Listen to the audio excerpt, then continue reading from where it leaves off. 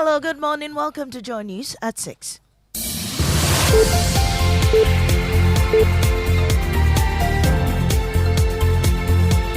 The news is live on Joy 99.7 FM and Hits 103.9 FM in Accra. In Kumasi, we are Love 99.5 FM and over 30 affiliates across Ghana's 16 regions, including Kekele and Volta Premier Ho, Amenuviva Aplao, and Lolonyo FM Hohoi. Get radio, TV, and online content on the myjoyonline.com interactive app for Android and iOS devices. Coming up, President Akufo-Addo defers decision on anti-gay bill pending Supreme Court ruling on the matter. But suffice it to say that I have learned that today a challenge has been mounted at the Supreme Court by a concerned citizen. It would be as well for all of us to hold our hands and await the decision of the court. We have details of that. Also, some Ghanaians criticize Ministry of Education's defensive response to Joy News' documentary Empty Plate, the Free Senior High School Promise investigation. People who don't have anyone at SHS will believe this letter and what it contains. Be truthful to yourself, Ministry of Education. Why says, why are leaders in this part of the world allergic to truth? Also in business, Ghana City loses 1.73% to the dollar to take its year-to-date depreciation to almost 6%. Meanwhile, Bank of Ghana suspends forex trading licenses of Guarantee Bank, Guarantee Trust Bank, and FBN Bank over various breaches of market regulations. We've got details on the Joy Business Report. And later in our Ghana Man series, we take you to Jamadudu Museum, an unfinished legacy of Ghana's slave liberation struggle and Ashanti cultural renaissance. So this architecture is very well adapted to the tropical environment in Africa. These are more coming up with me, Mami Sinyamiche Thompson, please.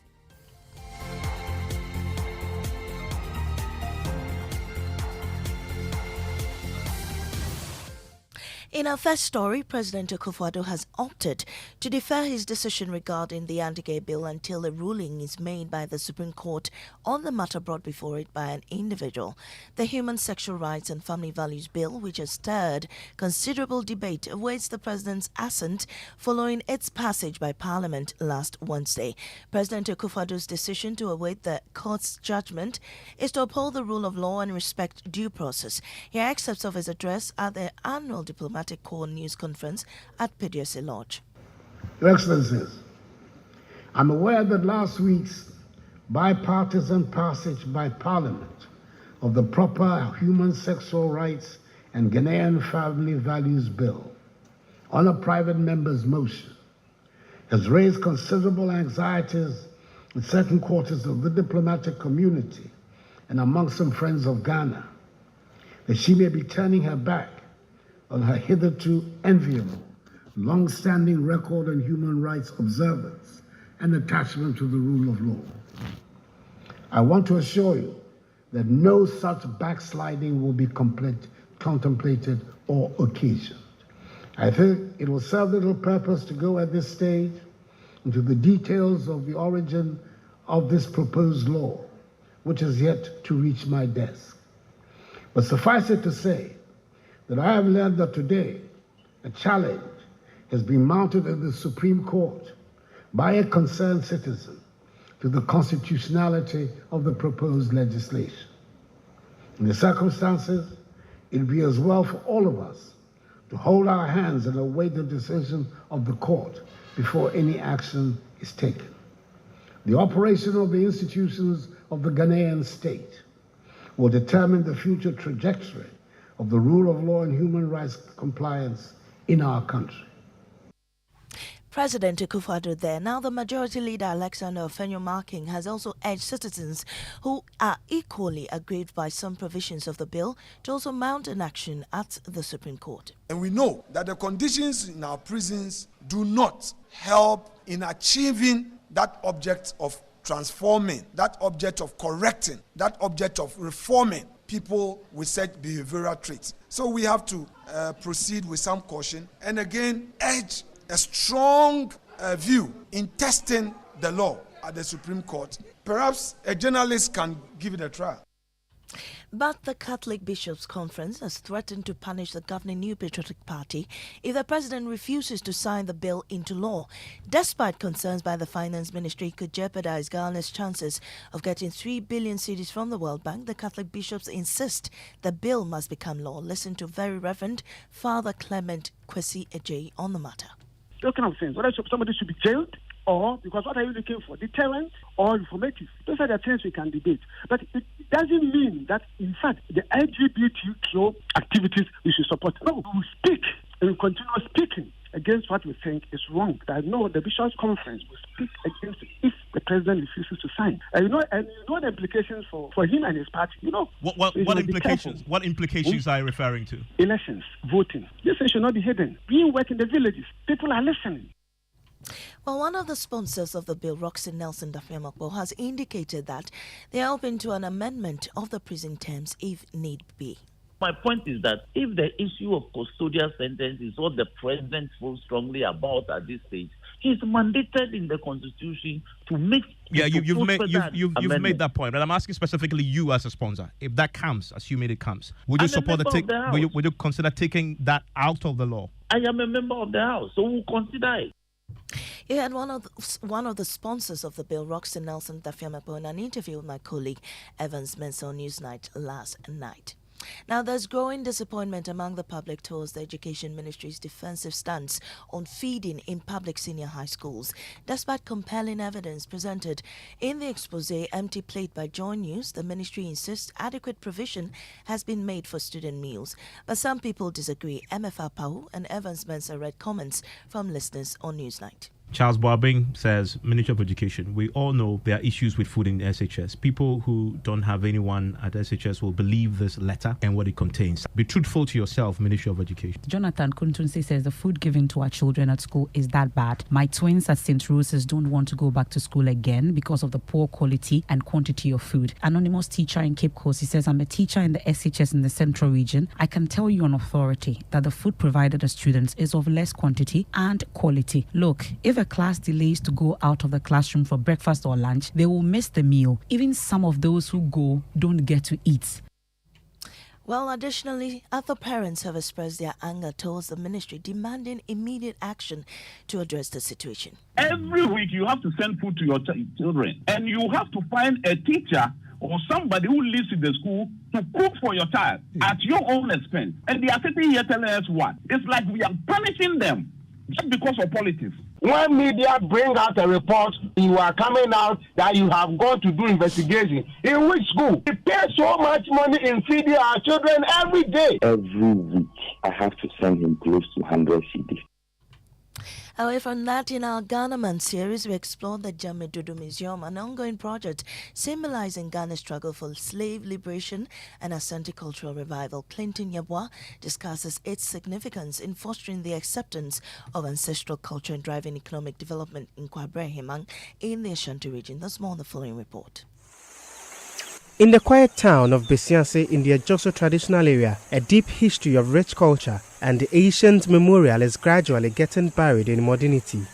The unique features of these buildings are embedded in their style, method of construction, traditional motifs, and rich colorization of walls and practice of traditional religion.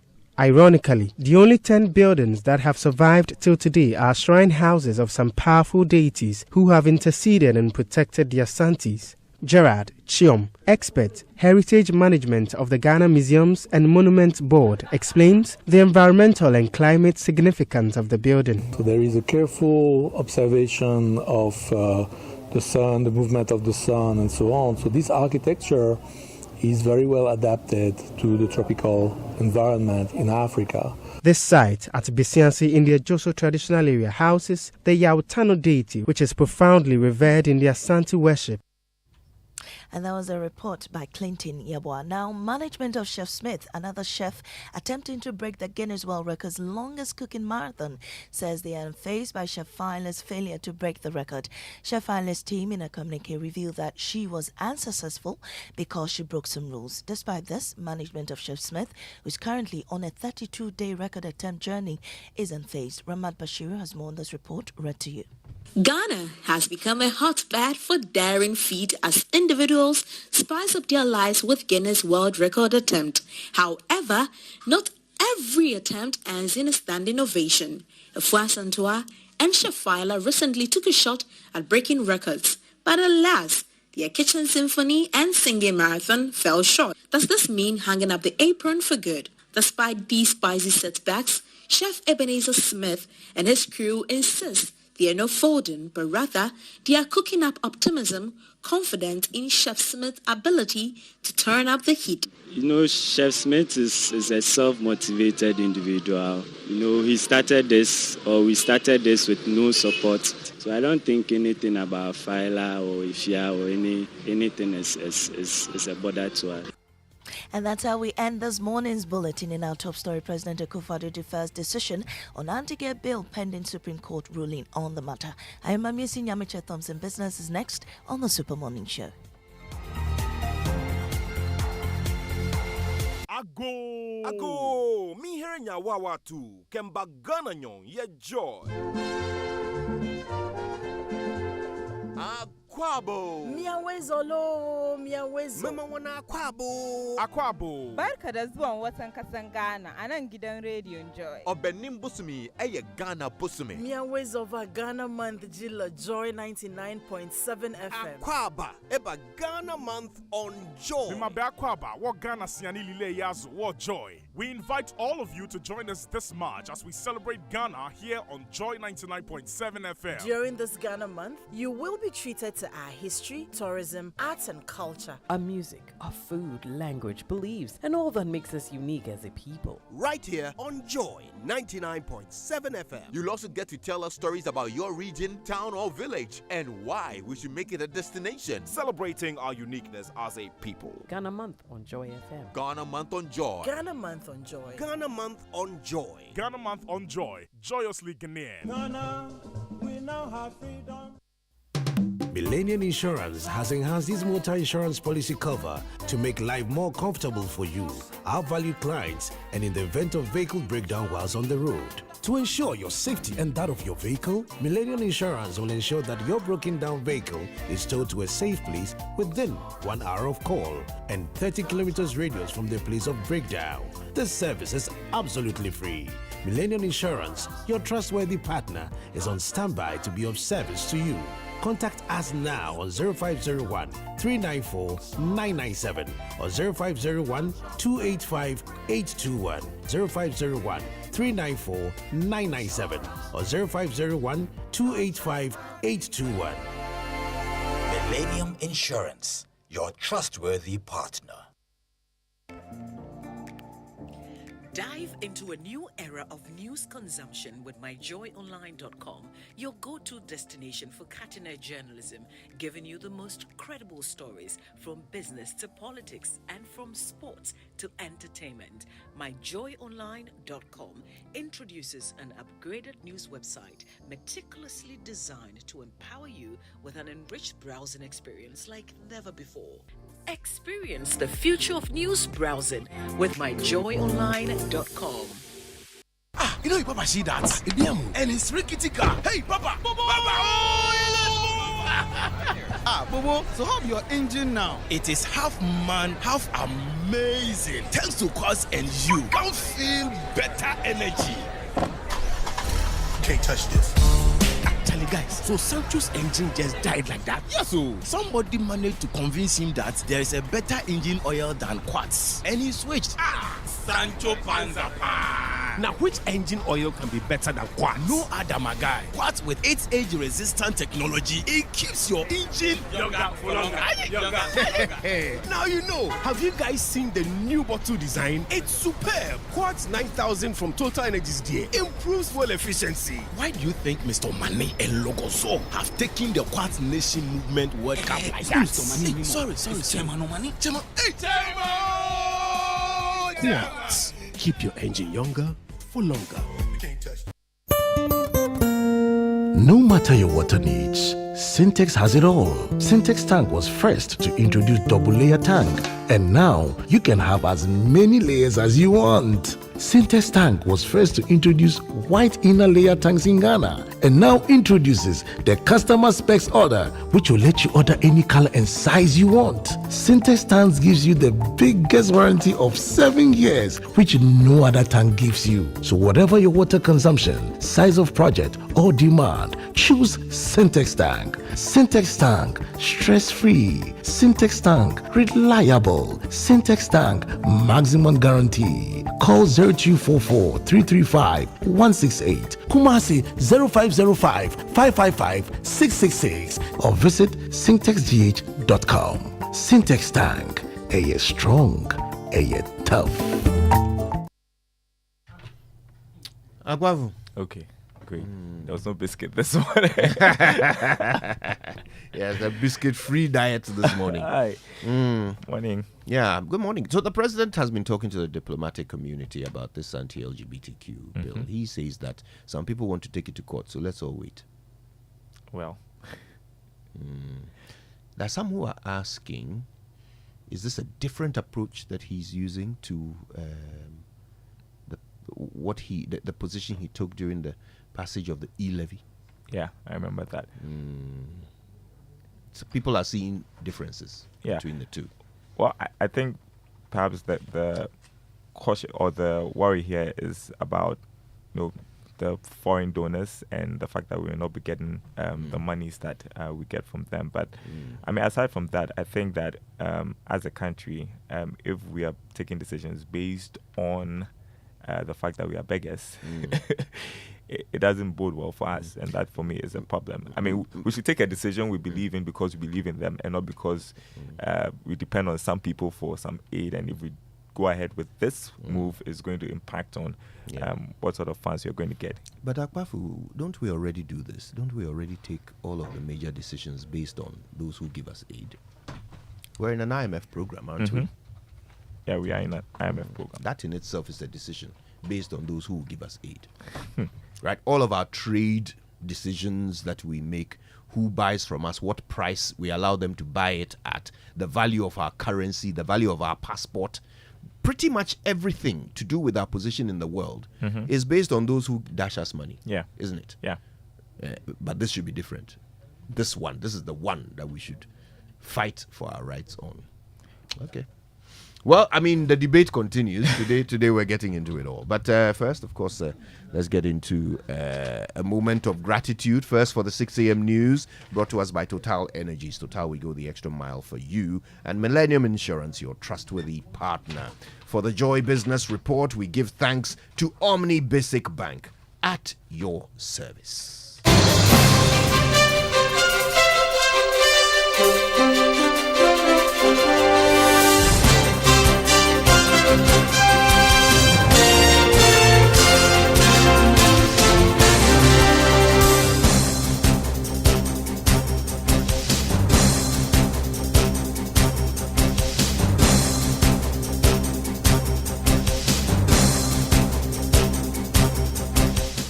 Hi, good morning. Welcome to the Joy Business Report. My name is Darryl Kwao. Coming up, Ghana Cedi loses 1.73% to dollar last week to take its year-to-date depreciation to almost 6% as pressure continues to weigh on the local currency. Meanwhile, Bank of Ghana suspends forex trading licenses of Guaranty Trust Bank and ABN Bank over various breaches of market regulations.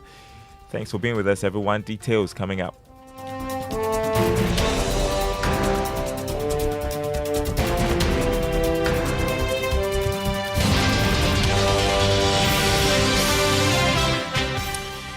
Hello to our friends joining us from Koforidua on KTU Radio. First up, the Ghana Cedi shed 1.73% in value to the US dollar last week to take its year-to-date loss to almost 6%. Demand pressures continue to weigh on the local unit following coupon payments on 15 new Government of Ghana bonds. Here's more. Some foreign investors repatriated their funds from the coupon payments on the Government of Ghana bonds last week. This development and persistent corporate forex demand will exert downward pressure on the cedi in the near term. The cedi last week continued to plummet against the major trading currencies following persistent demand pressures. It lost substantially to all the major foreign currencies. This is despite the auctioning of the $20 million by the Bank of Ghana to bulk oil distributors at a 30-day forward rate of 12 cedis 72 pesos to $1. This signaled increasing demand. Also, despite a marginal drop in Eurozone inflation on February 24, price pressures persisted as the drop was lower than expected. This scenario led investors to anticipate that the European Central Bank may maintain interest rates at their current highs, a factor analysts believe contributed to the strengthening of the euro against the cedi. That was a Business Desk report. In a related development, the Bank of Ghana has suspended the foreign exchange trading licenses of Guarantee Trust Bank Ghana and FBN Bank Ghana over what it describes as various breaches of market regulation. The central bank, in a statement, said the suspension takes effect from the 18th of March this year and will last for a month. It was, however, quick to add that the license will be restored at the end of the suspension period once it is satisfied with the controls instituted to ensure strict adherence to market regulations. We are getting a reaction to this from Guarantee Trust Bank, which says will work with the Bank of Ghana to address the trade-related issues raised by the regulator.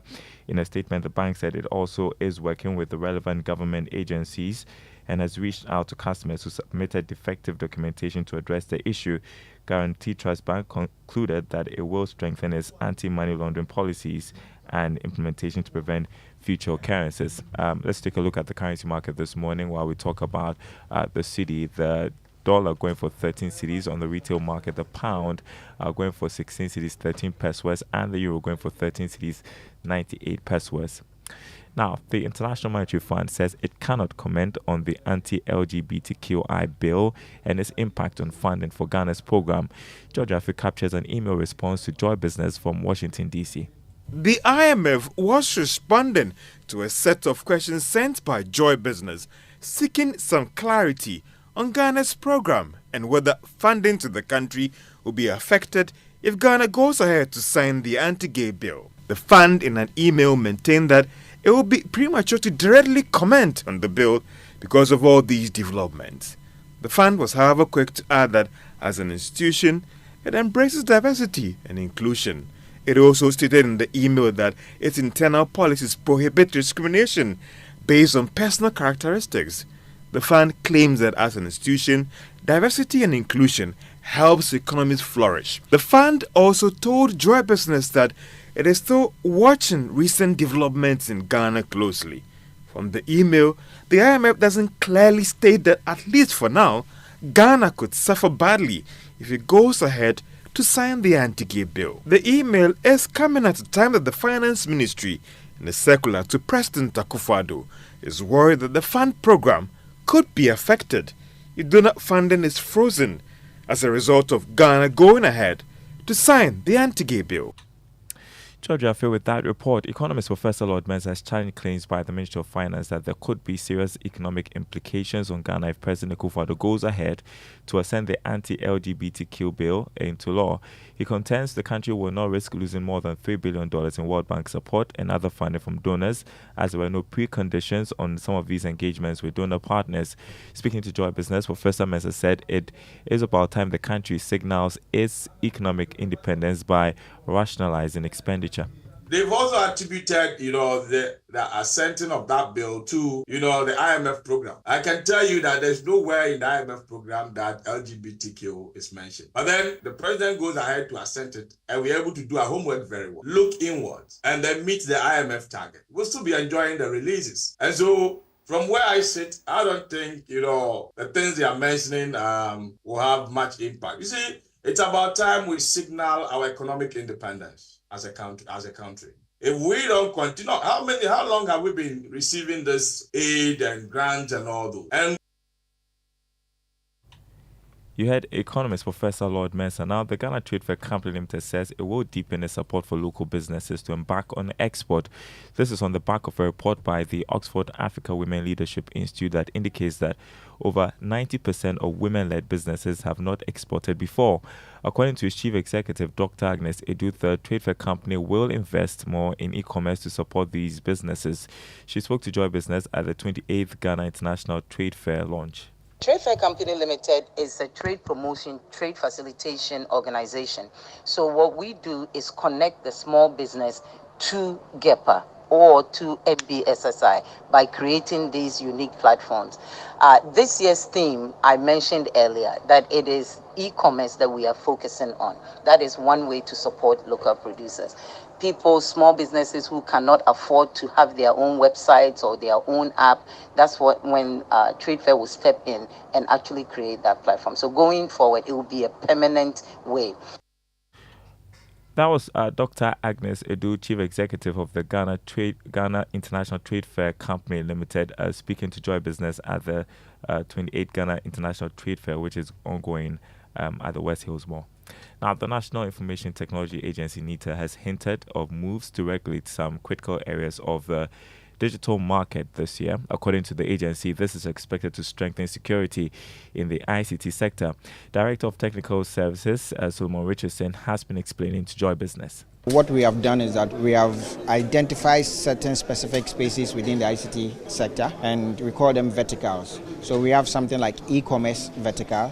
We have the PKI vertical. The PKI handles like digital certificates, electronic signature. Those certificates are used to secure data and infrastructure that people can not break in easily, and also cannot duplicate, fake some of those things. So the digital, the PKI regulatory vertical, we have the public sector ICT vertical, we have the ICT vendors vertical. So we are going to, throughout the year, be rolling out specific regulations for all these verticals.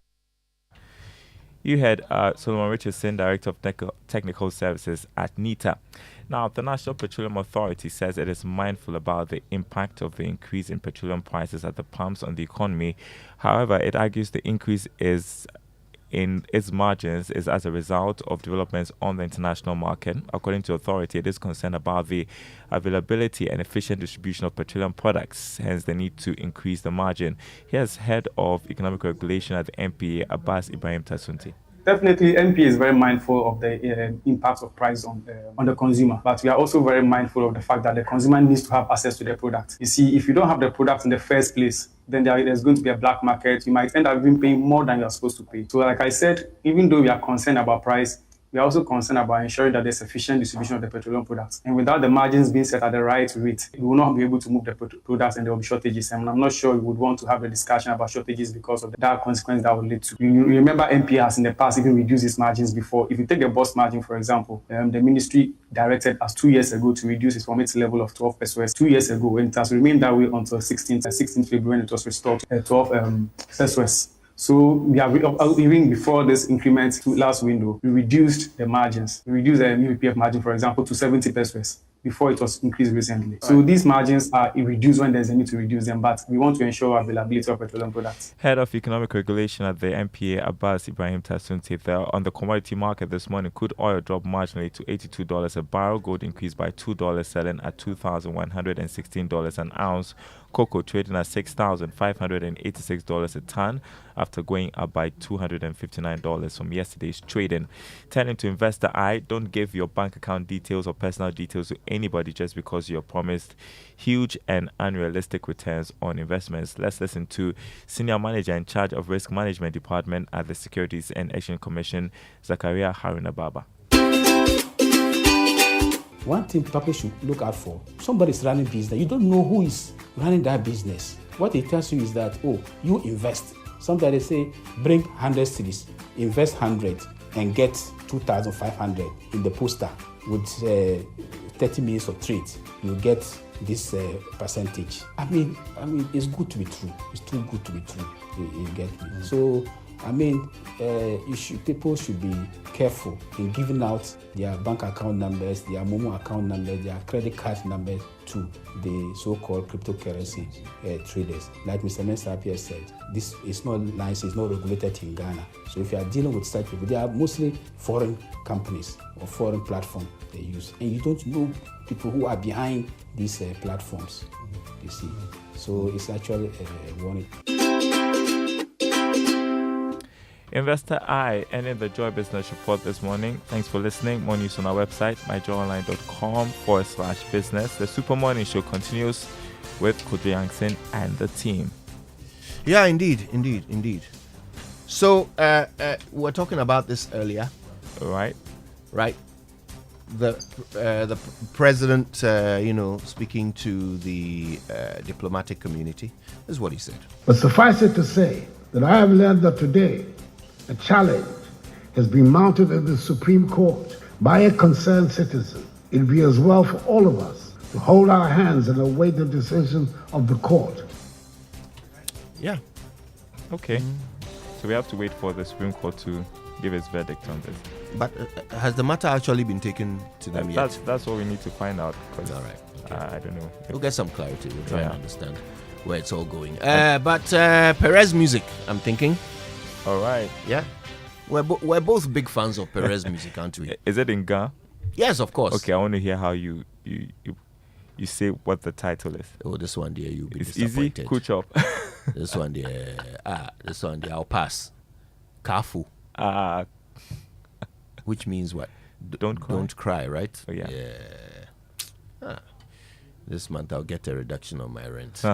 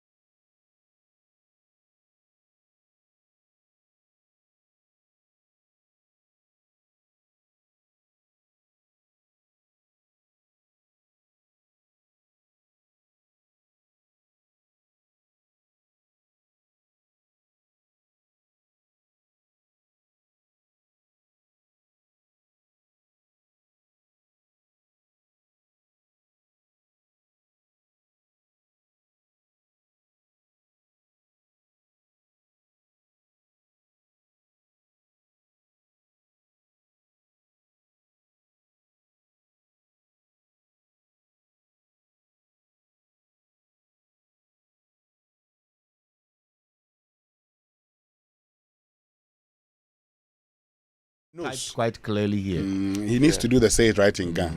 Yeah, the thing I've said, this is first week ending. We have not done the thing.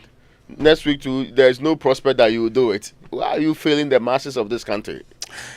Anyway, let's go to our Drive Safe campaign, brought to us by Joy News and the wants my Multimedia Group, and supported by Toyota Superior Quality and Imperial General Assurance Solid Protection. And our tip for today says, when in doubt, yield. So defensive drivers know to yield in uncertain situations. If you're unsure of how to proceed in an intersection, or a traffic sign is missing or has been hit and is not clearly visible, practice the defensive driving technique of yielding to uncertainty. Once you've determined it's safe to continue, do so. And that's our tip for today. All right, let's learn how to say it right now, which is brought to us by Kingdom Books. At Kingdom, quality and affordability are their hallmarks. Also, Societe Generale Bank Ghana. The future is you. Something must be done. You say either, I say either. Here's a word you've probably never used before. Metanoia. I'll spell it. Metanoia. Metanoia. It's a noun, and it means a total and fundamental change in views, beliefs, or character. It is often used in theology to mean repentance. In psychology, it refers to a complete breakdown and subsequent rebuilding or healing of the psyche. Metanoia originates from the Greek word metanoion, which is formed of two words, meta, meaning change, and noion, which means consciousness or mental perception. Here's how to use it in a sentence. I used to love sweets, but since I became diabetic, I have undergone a complete metanoia regarding what I eat and the substances I allow into my body. And that, my dear friend, is how you say it right.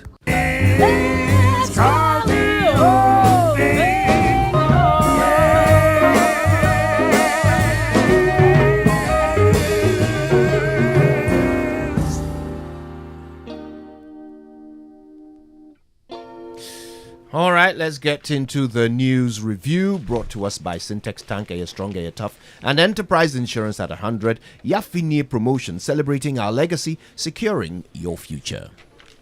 Now, let me start with the Daily Guide, and it's reporting this morning, Ayoko gets CARICOM support, and that is for the Secretary General of the Commonwealth Secretariat. And be competent, independent. This is the Chief Justice of the Republic of Ghana to judges, and that's a very important and very relevant call. Mining pit kills 4 women.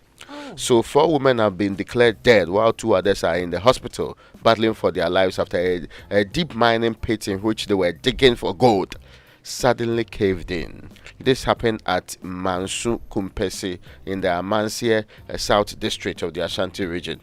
And these women are aged 18, Mame Yabuachi Prisla 21, and then there is a 42-year-old Katene, and then Efia Pokua is also 25.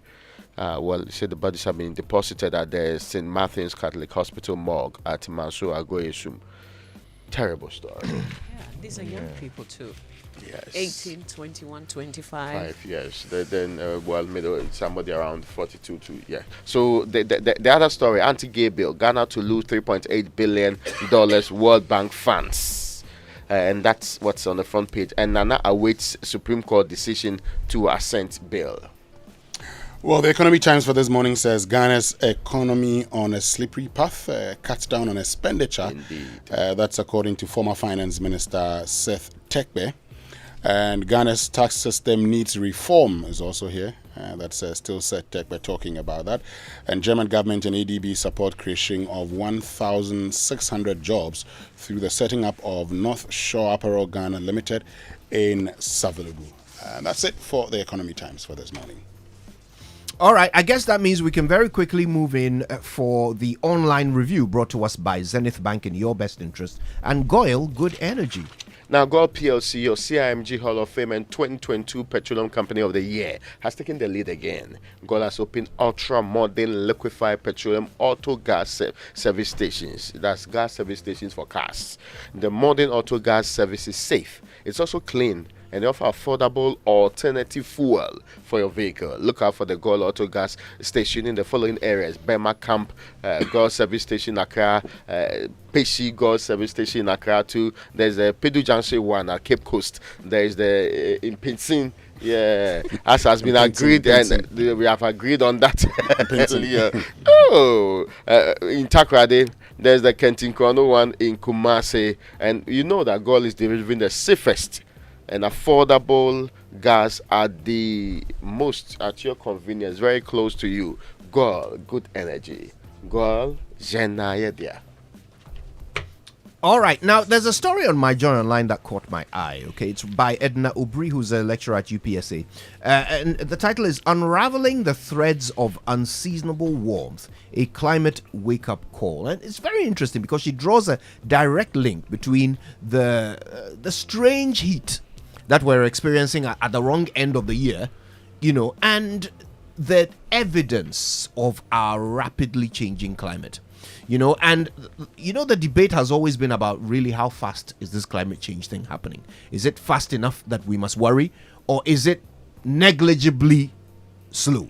And so there's no need for us to change our behavior. You know that there are those who argue that, look, just let's keep doing what we do because we haven't even punctured a hole big enough, in the ozone to worry. But the truth is that the evidence of the change is obvious. Okay. The evidence is obvious. And so she draws a direct link between that and the practices that we could stop or change in order to slow down the effects. I think the earlier conversation we had was about contribution to global greenhouses. And the argument was that in our part of the world, our contribution is almost negligible. But it doesn't mean you should do nothing. That's important. It's almost like, you need to up your contribution to actually make up for what others are doing. The crux of the argument was that if it impedes our economic progress, then why are we, for example, considering more alternative, perhaps sometimes more expensive alternative things than also doing the things that got other people there, like coal and the other things that people talk about in future. But the reality is that we always, and it happens with basically every major thing, we get disproportionately affected because we are mostly unprepared and not in the position to fight it. Two key words: mitigation and adaptation. If we understand that, and we know every year EPA writes on our behalf our national communication, that national communication tells you what we are doing as a country to try and improve the lives of the people in the face of changing climate and the impact it has on, say, farmers, for example. And we feel it because sometimes very far from us. We stopped talking. I remember not long ago we used to say that you can't teach the patterns you used to teach when we were in school, that this is rainy season, this is a dry season. Those patterns, they have changed tremendously. And sometimes they are even difficult to predict according to the structures we have used over the period. Again, what I feel we mostly are unable to do properly is being able to get ahead of the problem, influence the problem in major decision making, not just by policy direction. Because by policy direction, we have an energy transition plan. By policy direction, our plan is to phase out completely. In fact, the introduction of liquefied petroleum gas was to make it a safer, a better alternative to wood fuel. Then along the line, we made it more expensive, so we don't know whether we are able to transition fully. The difficulty is that Ghana never gets to do the things that will make it get ahead of the problem. Unless there's a major disaster connecting us, then we ask for help. Then we actually are in the fast lane to actually do the right things that's supposed to be required. Even the conversation about CRM, the circulation model, our initial conversation around that was that, it's part of our plans to do more LPG gas instead of wood fuel so that we protect the environment. But how we have implemented is where the major problems have been. So I'm waiting to see whether now we will take it serious, because it affects your budget too. You have to spend more on cooling in your homes now. Like people spend more on heating in their homes elsewhere. We have to spend more on cooling. Too hot. Now people are changing their 1.5 horsepower to 2.0 or 2.5 horsepower because first 1.5 at 16 was okay. But now 1.5 and 16 is not meeting the weather the way it ought to be done. Yeah. And people who did not think they needed air conditions because they felt they were on top of the building really are now considering all of those options. But more importantly, we know that we have degraded and we have lost a lot of coastal land. But we pretend we don't know that. All this talk about let's build sea defense and all of that are all from the same conversation. Yeah. Perhaps one day when the impact is felt in every home and every corner, we will now take it more serious. And you know, it's not much. People are doing it, so we just have to learn what others are doing and just do it too. Just embrace sustainable practices. Invest in green technologies. I mean, this is the way forward. And we should get involved, not just signing on to documents. Yeah. And it should really find not a place just having in our, emissions tax. Yeah, it should really find a place in our curriculum as well.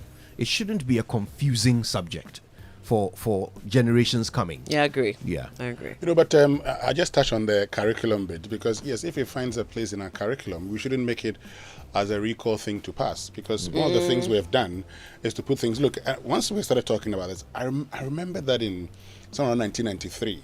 At speech and prize giving day, we had these class 2 pupils when I was at Dura Memorial School telling us about global warming and its effect. At the time, they called themselves professors to tell us about the effect that we could have on the ozone layer and its impact on all of us. That's more than 30 years ago. We're still here. And so if we create a situation whereby, okay, it's a recall, it's it's just a recital. We say, oh, we do this, we do that, like how we did with agriculture, mechanized agriculture. You come back and we're doing the same thing we're doing years ago. Yes. We're still digging with hoes and cutlasses while people are going to the moon. All right, then. So before we go, right, I think we should spend a bit of time on this. This is important. The president, in the New Year greeting event with the diplomatic corps, had something to say about the LGBTQ bill that has made its way through Parliament. Let's listen to what he said. Your Excellencies, I'm aware that last week's bipartisan passage by Parliament of the Proper Human Sexual Rights and Ghanaian Family Values Bill on a private member's motion has raised considerable anxieties in certain quarters of the diplomatic community and among some friends of Ghana that she may be turning her back on her hitherto enviable long-standing record on human rights observance and attachment to the rule of law. I want to assure you that no such backsliding will be contemplated or occasioned. I think it will serve little purpose to go at this stage into the details of the origin of this proposed law, which is yet to reach my desk. But suffice it to say that I have learned that today a challenge has been mounted at the Supreme Court by a concerned citizen to the constitutionality of the proposed legislation. In the circumstances, it would be as well for all of us to hold our hands and await the decision of the court before any action is taken. The operation of the institutions of the Ghanaian state will determine the future trajectory of the rule of law and human rights compliance in our country. Churchill? So what's really the president's position? And how different is this from 2022 when we were talking about the passage of the e-levy? This is my challenge for me. I mean, and to be very honest with you, this is the challenge. Ghana's parliament has passed a bill, has passed an act. The president is expected to assent to it. If he has a problem, he should indicate that problem and send it back to Parliament. And then Parliament will do the right thing. And if Parliament thinks that no, we stand by this, they send it back to the President and say, Mr. President, we want you to sign. Failure to do would result in us initiating processes against you for violating provisions of the Constitution.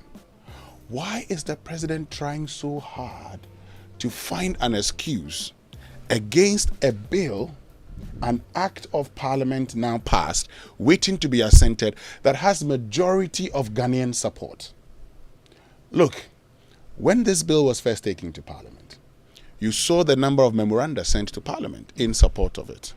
But the President's own position When the e-levy was passed, in no time, the president assented to it. At the time, there were challenges at the court. Did the President Akufo-Addo documents we all saw. We all saw. We all saw the challenge at the court. Did but the President not see. Akufo-Addo not see that there was a challenge at the court and so wouldn't sign it? I have heard the, yesterday I heard the General Secretary of the Catholic Bishops' Conference. Yeah, make a point. He says, we need to protect our values and our culture. And he talks about a bit about custodial sentencing and all of that. He's talked about the fact that, well, if you want us to discuss custodial sentence, we can discuss it. Because for those who are engaged in it, they would want them to change. That is something that can be discussed. It doesn't necessarily say that it is going to change, but we can have discussions on it. I find the president's position untenable, to be very honest with you. You know, when the bill was first introduced, I know that the executive did some work through the Attorney General, right? There's a gap because we want to know how much of what the Attorney General said was incorporated in this act now, this bill which is now an act, right? And we need to know where the president stands. I agree with Winston. We need to know the sort of gaps that he's identified in this act as it stands, and whether or not he's going to assent to it or not. We don't know his position. We don't know what he thinks is wrong with it or otherwise, right? Well, he says it hasn't hit his desk Exactly. yet. I get it. So one would think that he would wait and see it and also sort of evaluate and then let the people of Ghana know. He's speaking to the international community now. This communication was not necessarily to us Ghanaians, right? Except that yesterday, the majority leader was pushing people to go to court. We haven't seen anybody who has gone to court or cited any documents. It's interesting that the president is aware that somebody is in court, but we all do not know. We haven't cited anything. What we are interested in, I think what the people of Ghana will be interested in, especially those who are pushing for this law, is not necessarily what is going on in court, but what he thinks, what he makes of the law as it is now. And it's not even a law that's in existence. It's still in the process. It's not complete. Now, I mean, frankly, President Akufo-Addo, way back in 2017, when he made his bound to happen comment in relation to LGBTQ legalization and the relation. Speaking to Al Jazeera. Yes, many people had very serious difficulties with him, because then he later on went to say in Kumasi, I think it's St. Cyprian's or St. Anne's, one Anglican, of them. yeah. Yes, then you see the words he chose. Oh, it will not be on his watch that gay marriage will be legalized in this country. Those are, at the core, very different comments. But let's extend it to what we are having as a conversation today. When President Akufo-Addo was on the same platform with the Vice President of the USA, what did he say? Say, oh, well, this is not a government bill. This is something that's happening in Parliament. Basically distancing government from that particular bill. You would have to be very naive to pretend you don't know that the president doesn't want this bill passed. But he's also a politician. He's mindful of the implications. So President Akufo-Addo is trying to pass the buck in a way that do not only contradict his positions on what they call it, when you can sign a bill, when it's brought to you, and when there's a challenge in court. It will be very strange for anybody to pretend that just the same day we saw that view from the Ministry of Finance, that have beyond the 3.8 beyond the 8 view from the Ministry of Finance, which yes, beyond the 8 Ghana beyond 8 yes, imagine, which indicated that the president may have to wait until a challenge going to be mounted. We have perceived challenges that will be mounted right from that day. In the same day, the president is speaking to a challenge. Majority leader is speaking to a challenge. Yeah. I mean, if you believe that this is just coincidence, there's a big bridge over Boston that I would like to sell to you. That bridge, you buy it easily. It can never be a coincidence. Okay. It's because the man is afraid that what he would like to do, that is to reject that particular bill, will not happen, and you have massive consequences. So take it to the forum. Who nobody is electing. Let's not get it wrong. In Parliament, they are responsibly going to be elected by the people. The president is also elected by the people. When you take it to the Supreme Court, nobody is electing. So whichever decision that comes after the court, well, we have to accept it because what can we do differently? That is the play here. But I think many people see through that. And it is not strange. Many people see through that. Yes, I mean, many people see through this. And when Kweku Asante was, yesterday I was listening to him on Top Story, he makes the point that the majority leader last week, following the passage of the bill, actually said he was going to the Jubilee House to discuss how to deal with it. Anybody who listens to Top Story, anybody who listens to Top Story would hear Kweku Asante say that. That's what they learned from the majority leader. The question is, what were they going to deal with, and what blockades are they trying to put in place to ensure that this bill is not assented to? I have seen the Attorney General, for instance, his advice to Parliament at the time, particularly when it comes to settlement of financial matters, Article 108. That is very clear that Parliament shall not proceed upon a bill, including an amendment, that in the opinion of the person presiding. Now he says the person presiding should have an open mind in looking at this. The person presiding has determined that this doesn't constitute a charge on the consolidated fund at the time the custodial sentence and all of that. Look, Mr. President, even 2022, you actually signed the e-levy.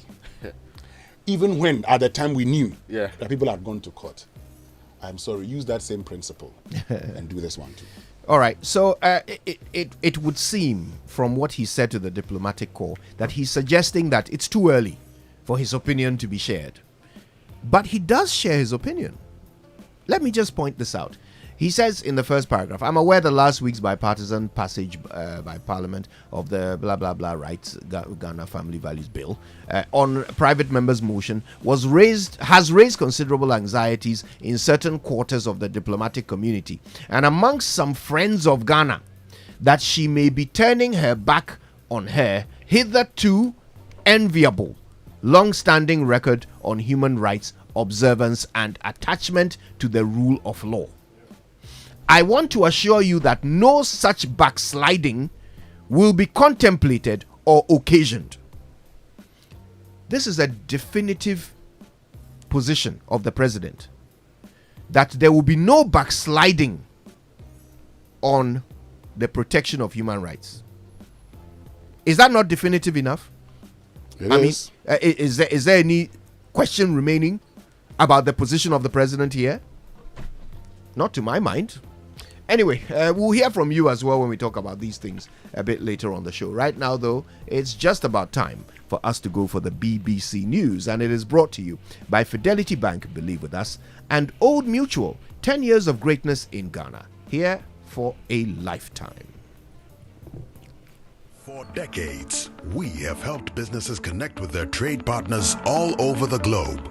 From Ghana to Burkina Faso, Côte d'Ivoire, Benin, Togo, Senegal, China, Morocco, France, Netherlands, and many other countries.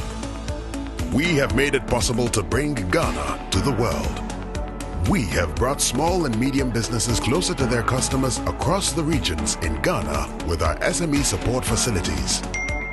We have brought relief and smiles to the faces of families with our employee personal loans.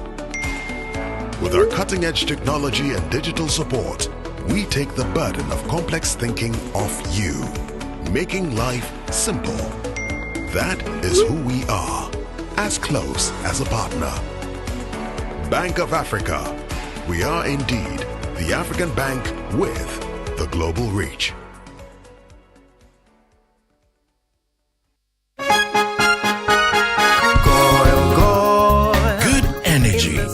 The things that people do to empower themselves. It fuels families, communities, businesses. Good energy fuels nations.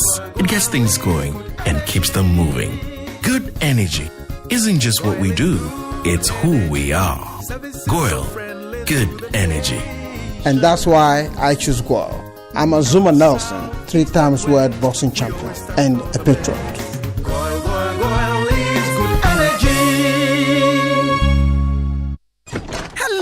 Auntie Araba. Hey, Bugger, how are you doing today? I want to buy Pepsodent Cavity Fighter, but I don't have enough money. So what are you going to do? Can you give me the big size? You know, as for me, I'll pay the balance later. Today, no credit. I haven't sold much this morning. If you don't have enough money for the big size, why don't you try the 120-gram pack? There's a 120-gram pack? Introducing the new Pepsodent Cavity Fighter in 120-gram pack size. More affordable and convenient. Get yours today from any supermarket near you. Every smile matters. This advert is FDA approved.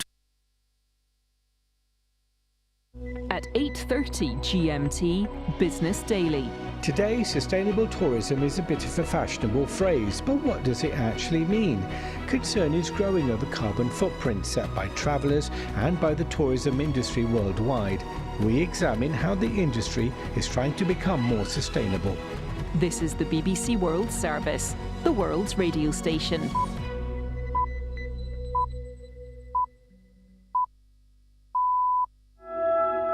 Hello and welcome to Newsday on the BBC World Service with Rob Young and Victoria Uwonghunda. Violent gangs dominate the deserted streets of the Haitian capital as a state of emergency continues and thousands of prisoners who'd escaped jail are still at large. The gangs want to oust the Prime Minister, who, a former minister tells us, is still out of the country. Information that I have, we tried to get in the country through American Airlines, and since for the past 2 days, American Airlines has been canceled his flight. I think tonight they were trying to charter him, but I think the flight was cancelled.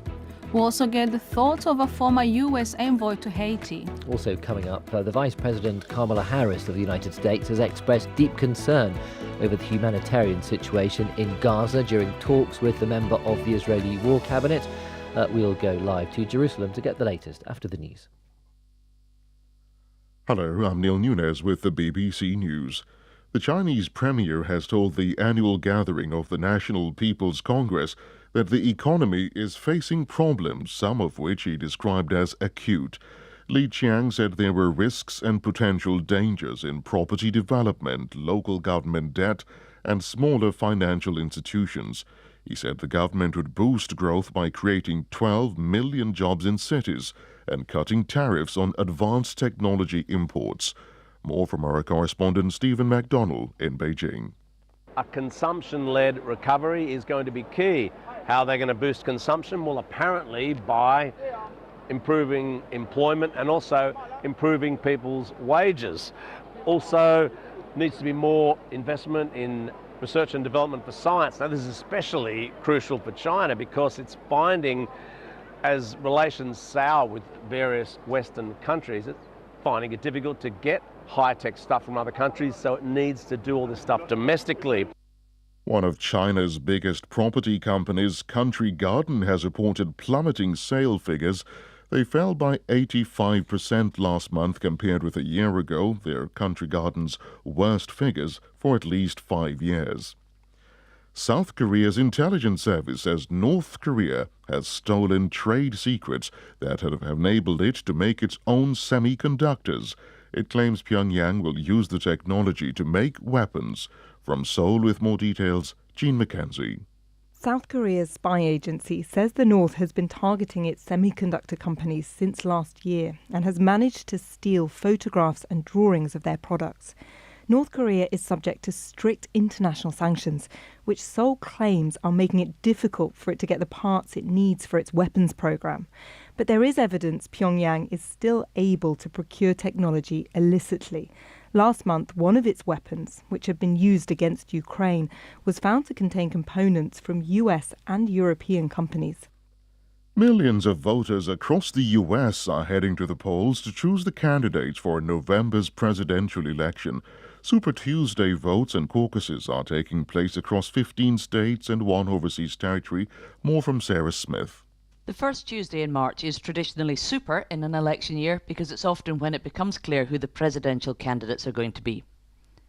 This year there are unlikely to be any surprises, as the two frontrunners are so far ahead of their rivals. The former president, Donald Trump, has already won every Republican primary race except one.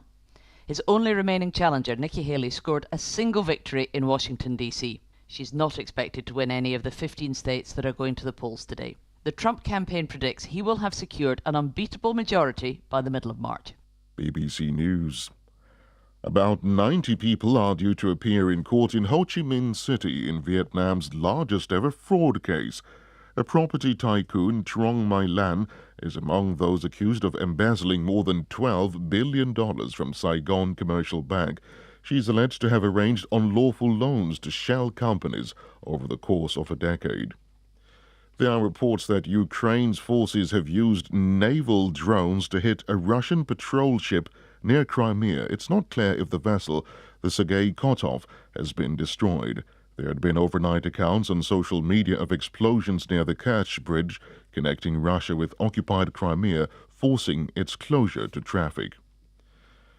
The President of the Dominican Republic has ruled out opening refugee camps for people fleeing the violence in neighboring Haiti. Luis Abinader told reporters that his government would put measures in place to maintain peace and control at the border. Haiti's capital, Port-au-Prince, has been under a 72-hour state of emergency since nearly 4,000 prisoners escaped from the capital's biggest jail. The former Haitian minister Mathias Pierre described what day-to-day life was like. Generally speaking, in the country, nothing is working. There is the state of emergency.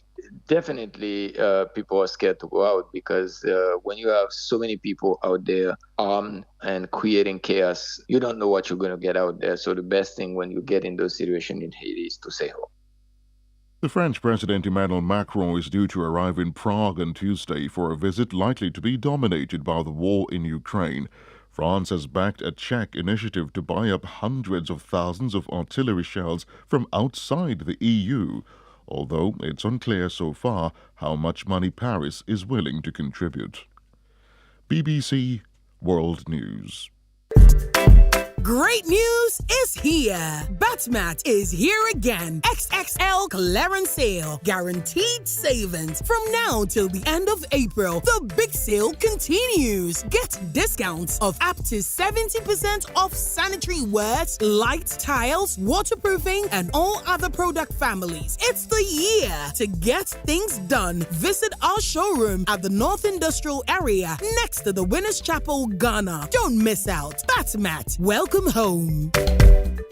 Imagine this. Your employees spend 1/3 of their lives at work. That's 13,000 days or 110,000 hours dedicated to their jobs. At Old Mutual, we don't just see the numbers, we see the faces and the dreams behind them. With our tailored group life insurance and pension plans, you can provide your employees with employee benefit schemes that gives them peace of mind for their futures and for their families. Make the choice that shows your commitment to your employees today. Call 0509-551-609 or email corporateservices@oldmutual.com.gh. Old Mutual, do great things every day.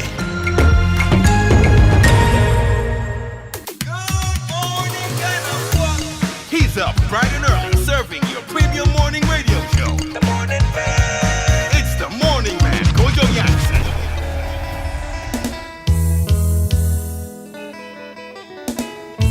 Coffee in your cup and joy on the set. The Super Morning Show is always the best bet on Joy 99.7 FM.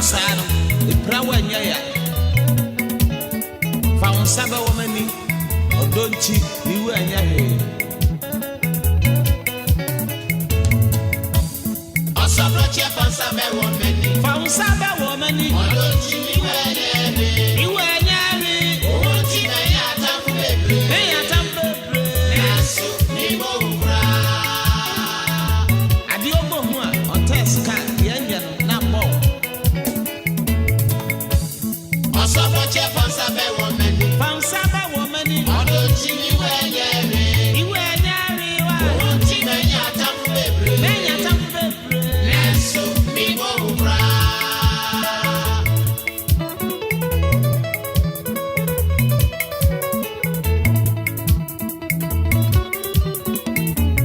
Coffee in your cup and joy on the set. The Super Morning Show is always the best bet on Joy 99.7 FM.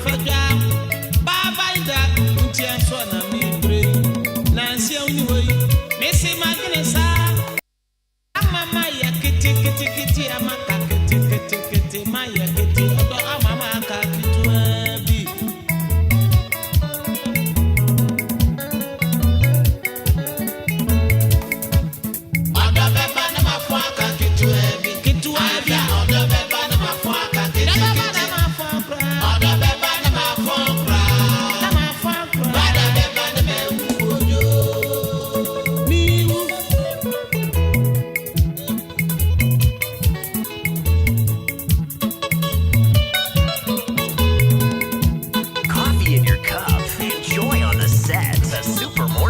is always the best bet on Joy 99.7 FM.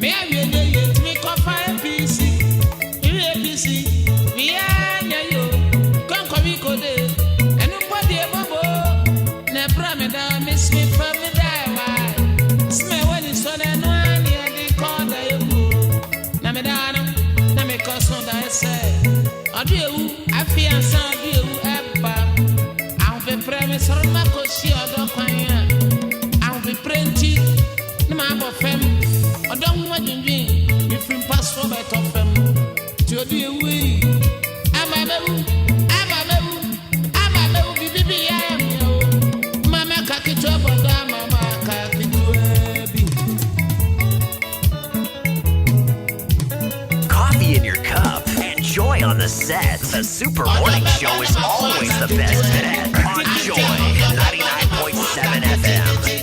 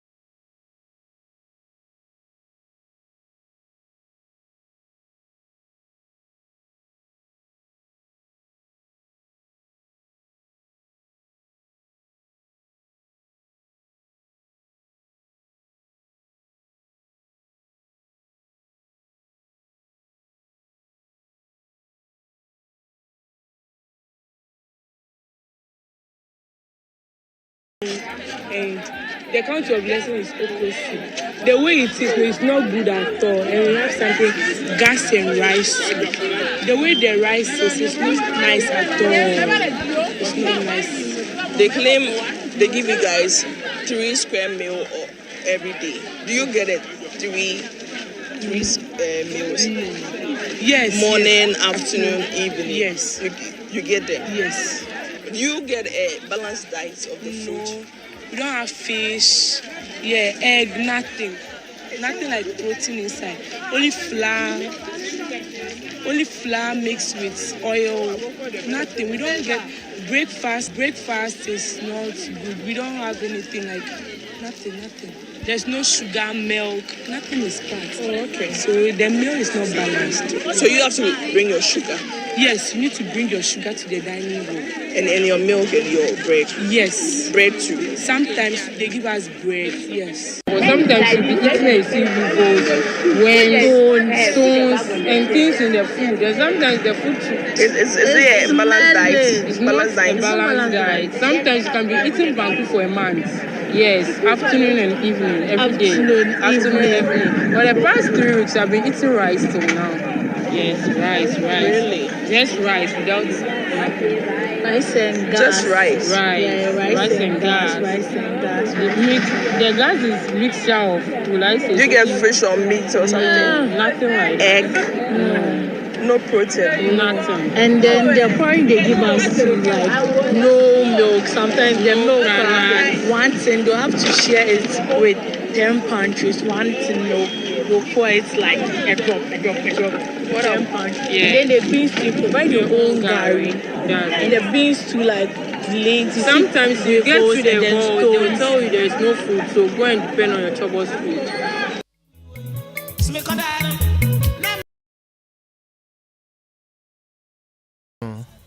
Yeah. If your grandmother is dead, but you insist she's alive. No, Kojo, so, I mean, these are students of Mauko Girls, EP Mauko Girls Senior High School. Yep. And you heard them. They say, count your blessings. That's the name of a meal. Count your blessings. I mean, they've complained about how they don't even have fish. No protein. And they're not the only ones complaining about this. Look, the reality out there today is that a lot of schools, you can find schools where children are struggling to have a balanced diet. And so when people talk about these things and we pretend all is well, it saddens me that the very people who are supposed to be dealing with a problem do not see a problem. So how do they deal with it? Even when you have told them that there is a problem, they say, no, there's no problem. All is In fact, well. They would actually go and tell us, I am coming with journalists, and then they'll go and say, oh, when we went, they had this food. I mean, what kind of a system do we run in The this child country? has not had bread the entire week. The day you appear with your journalist, the guy gets bread. Yes. He's very grateful, but the expectation then is that every day go with the journalist to the place because that's the only sensible way to get them food. You know, we got a message yesterday that said that was staged because they knew the team from the Ministry of Education were going to come around. Yes. So everything looked good just that day. What saddens me in all of this is that we live in a country where people are not even free. Those who work in, the public sector are not even free to discuss the problems they go through. That all of a sudden, teachers, headmasters cannot do so. Yesterday, a parent actually called me and said, look, I have a unique voice. If I speak on radio, I'll be found out. My child will be found out. And this is the problem. I pay the matron 400 Ghana cedis a month to cook for my son. That's true. I send bags of rice, canned tomatoes, and fish to the matron to cook for my child. And that today, the most lucrative job in schools is that the wives of housemasters and masters have become chefs. They cook for children. They cook for the students. Why are we... Look, that today, one of my friends was... and I've told you about my friends whose children... They sometimes would send money to some of our mates who are in Ho to prepare food and take to them in Mali school because they say that, that's true. Why are we pretending everything is... And so, if you do not accept that you're going through a problem, you never get to address the problem. But see, government, this is not private arrangement. Government is implementing the policy. You are getting feedback from the beneficiaries of the policy, the people whose money and resources you are using to implement the policy. and you're acting like they are enemies of the same policy that you are getting feedback from. Because somehow the parents, they hate their children. So they will lie. They will lie about whether or not they are getting good food or not. They will lie so that their children will still get good food and will come and tell that they don't get good food, so that they will look very bad. I mean, you think about it deeply. It doesn't make sense. But still, because of the politics we do, because we've created the impression that government policy is a party's policy. Because the party is not using private funds from people's pocket to do the policy. If there's a genuine money problem in this country, let's agree. I know that today, parents are contributing. They are doing it indirectly. Some parents don't even discuss it because they feel that you are just wasting everybody's time. And it is the approach, the response. It is this attitude that, anybody who says anything which is not praise about everything education in this country, especially free SHS, is in trouble. But we have had conversations about education system before. We have had a lot of them. Nobody died in the process. We just thought to make it better. And again, I'm saying, if people who are actually running this policy, their children are directly involved, that's not how they'll treat their children. You know, the other thing is when officials victimize even heads of the institutions when they are speaking during speech days. Yeah. It's a public platform. They're telling you what their challenges are. How do you punish them for being truthful? You can only praise free SHS. Okay, let's get to the UPSA. Law School Point of Law series. President Akufo-Addo, please, why? I mean, as a citizen, first of all, you've super intended over an economy that is, in a downward spiral. Things have gone so bad. My money that I earn can't buy anything. It can't pay for anything. The value of my currency is nothing. You have borrowed us into an IMF program, and as a result, you've come back to me, my own investments, my savings, and you've dipped your grubby fingers into it to give me a haircut. You've done all this to me, and now you are telling me that I should sacrifice my child just so that you can look good? Mr. President, why? In exchange for what? And what exactly is it about you that makes you feel you deserve for me to sacrifice the comfort of my child? Why? Just so you can say that your policy works. But it doesn't. So at what point are we going to look each other in the eye and say, you know what, I'm done. Enough is enough. You either get this right or my child no day inside. That day is coming.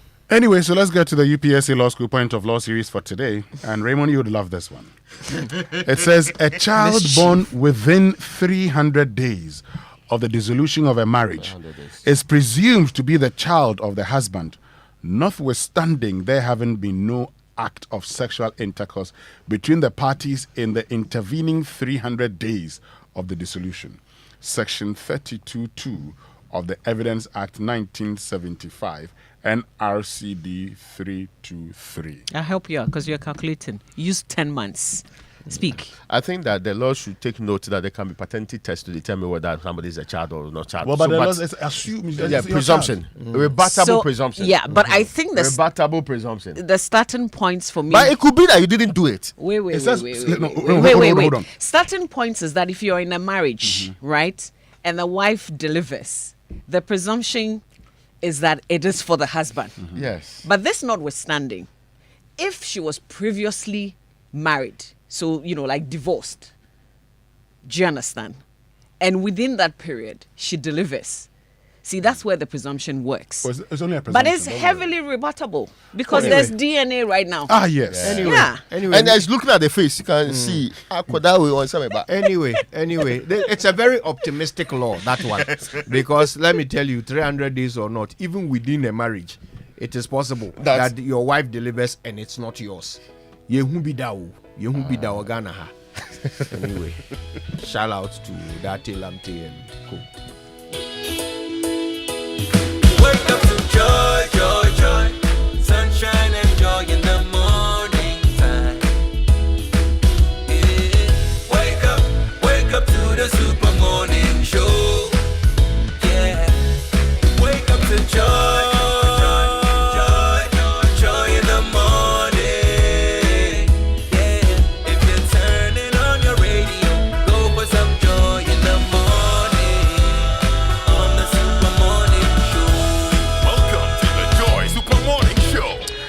And the College of Medicine and Allied Sciences is a degree awarding institution offering a Bachelor of Medicine and Bachelor of Surgery using the Graduate Entry Medical Program, a Bachelor of Diagnostic Imaging, and BSc Health Information Management. All these programs are accredited by the Ghana Tertiary Education Commission, GTEC. At Comas, we pride ourselves in our innovative and bilingual curriculum that prepares you to consult in French and as a graduate with an entrepreneurial research and ethical mindset. Admissions are currently ongoing for all SHS graduates who wish to obtain a first degree in health information management, SHS science graduates wishing to obtain a degree in Bachelor of Diagnostic Imaging, and graduates with science backgrounds who wish to accomplish their dream of becoming medical doctors. Contact us now on 0208 456 556 or send an email info@comas.edu.gh. Comas, the citadel of a holistic professional medical education. Now, a poorly maintained car engine can age faster. That's why we offer specially formulated quartz engine oil with age resistance technology. It's a breakthrough innovation that ensures optimal performance for 74%. Even under extreme temperatures and pressure, choosing quartz from Total Energies is choosing the engine oil that keeps your engine running efficiently and effectively. Quartz keep your engine younger for longer. Younger for longer. They like repeating that part. I like that one. Yeah. You want to feel younger, eh? Yeah, younger for longer. Like you know. Yeah. Listen, I've got good news. SG Ghana says start the year with easy and secure movement with SG Ghana. Get reliable motor insurance and receive free fuel for your car. Buy or renew your Sound Drive insurance with SG Ghana from now till the 31st of March, which is this month, and get free fuel of up to 500 Ghana cedis for your trips. It's time to hit the road with reliable insurance and free fuel. So visit any SG Ghana branch today and get the cover you need for your car, plus free fuel to take you places. Sound Drive plan is underwritten by Alliance Insurance. Terms and conditions apply. Societe Generale Ghana, the future is you. All right, if you're planning your 2024 adventures, then this autumn, why don't you fly better? One of the best bits about going on holiday is the food, right? Well, on Emirates, you can get a taste of your destination on board with regionally inspired meals. So you'll feel like you're on holiday before you even arrive. And as you savor each course of delicious gourmet cuisine at 40,000 feet, you can toast to new adventures with your choice of free-flowing drinks. It's the perfect way to start your getaway. And of course, you can expect world-class service along every step of your journey from Emirates' award-winning cabin crew. So whether you're flying to Dubai, London, Istanbul, or beyond, fly better on Emirates. Find out more at emirates.com. So how do you keep your car in the premium league? Well, with Shell Helix Ultra 0W20 SP, specially formulated with a unique Shell Pure Plus technology that actively helps keep engine clean, because everyone knows premium rolls best with premium. So Shell Helix Ultra 0W20 SP provides unsurpassed wear and sludge protection, leaves your pistons cleaner than a whistle, up to 50% more than industry standard, enhances the fuel economy. Shell Helix Ultra 0W20 SP is designed to be safe for the environment with a significant reduction in carbon emissions. Premium does roll best with premium, and Shell Helix Ultra SP 0W20 is the one for your premium car. Get Shell Helix Ultra 0W20 SP to keep your engine purring. Shell Helix Ultra 0W20 SP, made for premium. Now let me tell you about the Imperial Insure and Win promo, which has been reloaded. You need to insure a vehicle with Imperial General Assurance from now till the end of April and get yourself handsome rewards. There are fuel coupons for Mamavi, special souvenirs for Winston, then gift vouchers for Kojo, and many, many more.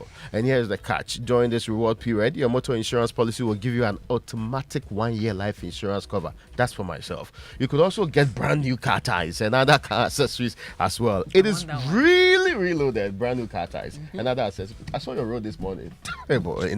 Everybody qualifies. Just come insure your car and you are done. Call us today on 0577-667-436 or talk to your broker or any of our agents across the country for further details. You can also follow us on all our social media handles. Terms and conditions apply. Imperial General Assurance. Solid protection. And here's good news from Fidelity Bank. Get a loan of up to 450,000 Ghana cedis from Fidelity Bank and get rewarded. Switch your existing salaried loan to Fidelity Bank or get a new personal loan and enjoy the lowest fixed interest rate, also repayment holiday option, guaranteed fixed monthly repayment installments as well. Don't miss this offer. Just call Fidelity Bank on 0800 003355 or simply walk into any Fidelity Bank branch today and let them help you achieve your dream. All right, Toyota users, get ready for a revolution. If you want your Toyota engine to function optimally, then there's only one choice, the Toyota Genuine Motor Oil. The Toyota Genuine Motor Oil has been rigorously tested and proven to be the best oil for your Toyota engine, specially crafted to keep your Toyota engine running smoothly and efficiently. The Toyota Genuine Motor Oil is available at all Toyota Ghana branches across the country. Nothing makes your engine happier than Toyota Genuine Motor Oil. For bulk purchase or distribution, call Toyota Ghana on 0302 429 801. Toyota Ghana Company Limited is proud to be associated with Joy FM and Joy News' Drive Safe campaign on the Super Morning Show. Toyota, superior quality. So, every time we eat, food and sugars are trapped between our teeth, leading to tooth decay, gum disease, and in some cases, foul breath. Well, that's why I want to introduce to you Pepsodent Charcoal, which is made of a fine blend of fluoride with a unique combination of natural charcoal, lemon, mint, and zinc to whiten your teeth, strengthen them, and remove bad odor from your mouth. Pepsodent Charcoal White gently polishes away tooth stains and naturally restores your bright smile. For herbal lovers, try Pepsodent Herbal Toothpaste, which is infused with a unique blend of green tea and herbal extracts formulated to repair and protect your gum while giving an all-round cooling sensation. Pepsodent Herbal releases, repairs, and protects gum tissues while giving you strong teeth. Always remember to brush your teeth in the morning and before you sleep. At night, Pepsodent has been educating Ghanaians on how to brush their teeth for 25 years and is recommended by the Ghana Dental Association and gives you the opportunity to talk to a dentist for free. Call toll free 0800 161 000 to talk to a dentist for free. You can get Pepsodent at any shop near you. Call our customer care center on toll free 0800 2030. Pepsodent, every smile matters. Now get more value for your money with the Hollard into Soul Motor promo. You get into Soul when you sign up to Hollard's motor insurance between now and April and enjoy free fuel vouchers, free roadside assistance when your car breaks down, and amazing gifts too. With Hollard's quick motor insurance claims process, you've got the best insurance ever. Yato so brutal. Contact your insurance broker or the nearest Hollard office. You can also call the toll-free number 0800 444 999 to sign up. Join the Peppo family. Hollard Insurance. We insure you and everything you love. All right, here's exciting news from OmniBasic. You can now get your OmniBasic Visa Classic debit card instantly at any of the OmniBasic branches nationwide. Yes, it's instant with new and improved features. We're talking contactless and verified by Visa. So why wait? Visit any of the branches nationwide and get your OmniBasic Visa Classic debit card today. It's instant, remember, secure and convenient. OmniBasic Bank at your service. All right, now don't forget to go to kingdomstoreonline.com where all the goodies from Kingdom Books and Stationery await your perusal. You can buy the very best quality office essentials, equipment, and furniture, and the prices are fantastic. You pay via Momo across all networks, and you get free delivery if you are in Accra or Tema. Terms and conditions do apply. At Kingdom, quality and affordability are their hallmarks. Okay, time now for us to get into sports, and of course your birthdays are coming up. Don't miss any of it on the Super Morning Show.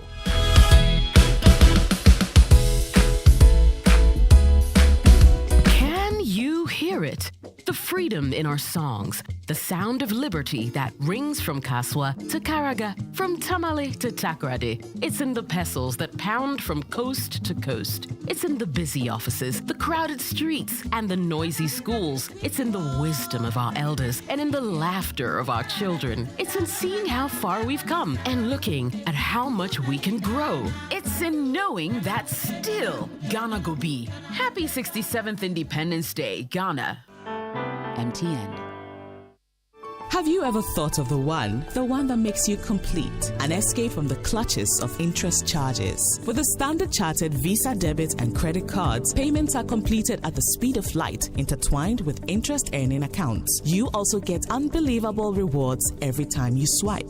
You have access to over 1,200 airport lounges worldwide, high credit limits of up to 100,000 Ghana cedis, and up to 50 days interest-free with our credit cards. You also get to enjoy full multi-trip travel insurance for 90 days. Fees discounted at your feet with our globally partnered merchant points. Bills are always settled, not battled. Get the Standard Chartered debit and credit card now. Call toll-free on 0800 740 100 or 0302 740 100, or reach us via email on feedback.ghana@sc.com. Standard Chartered, here for good.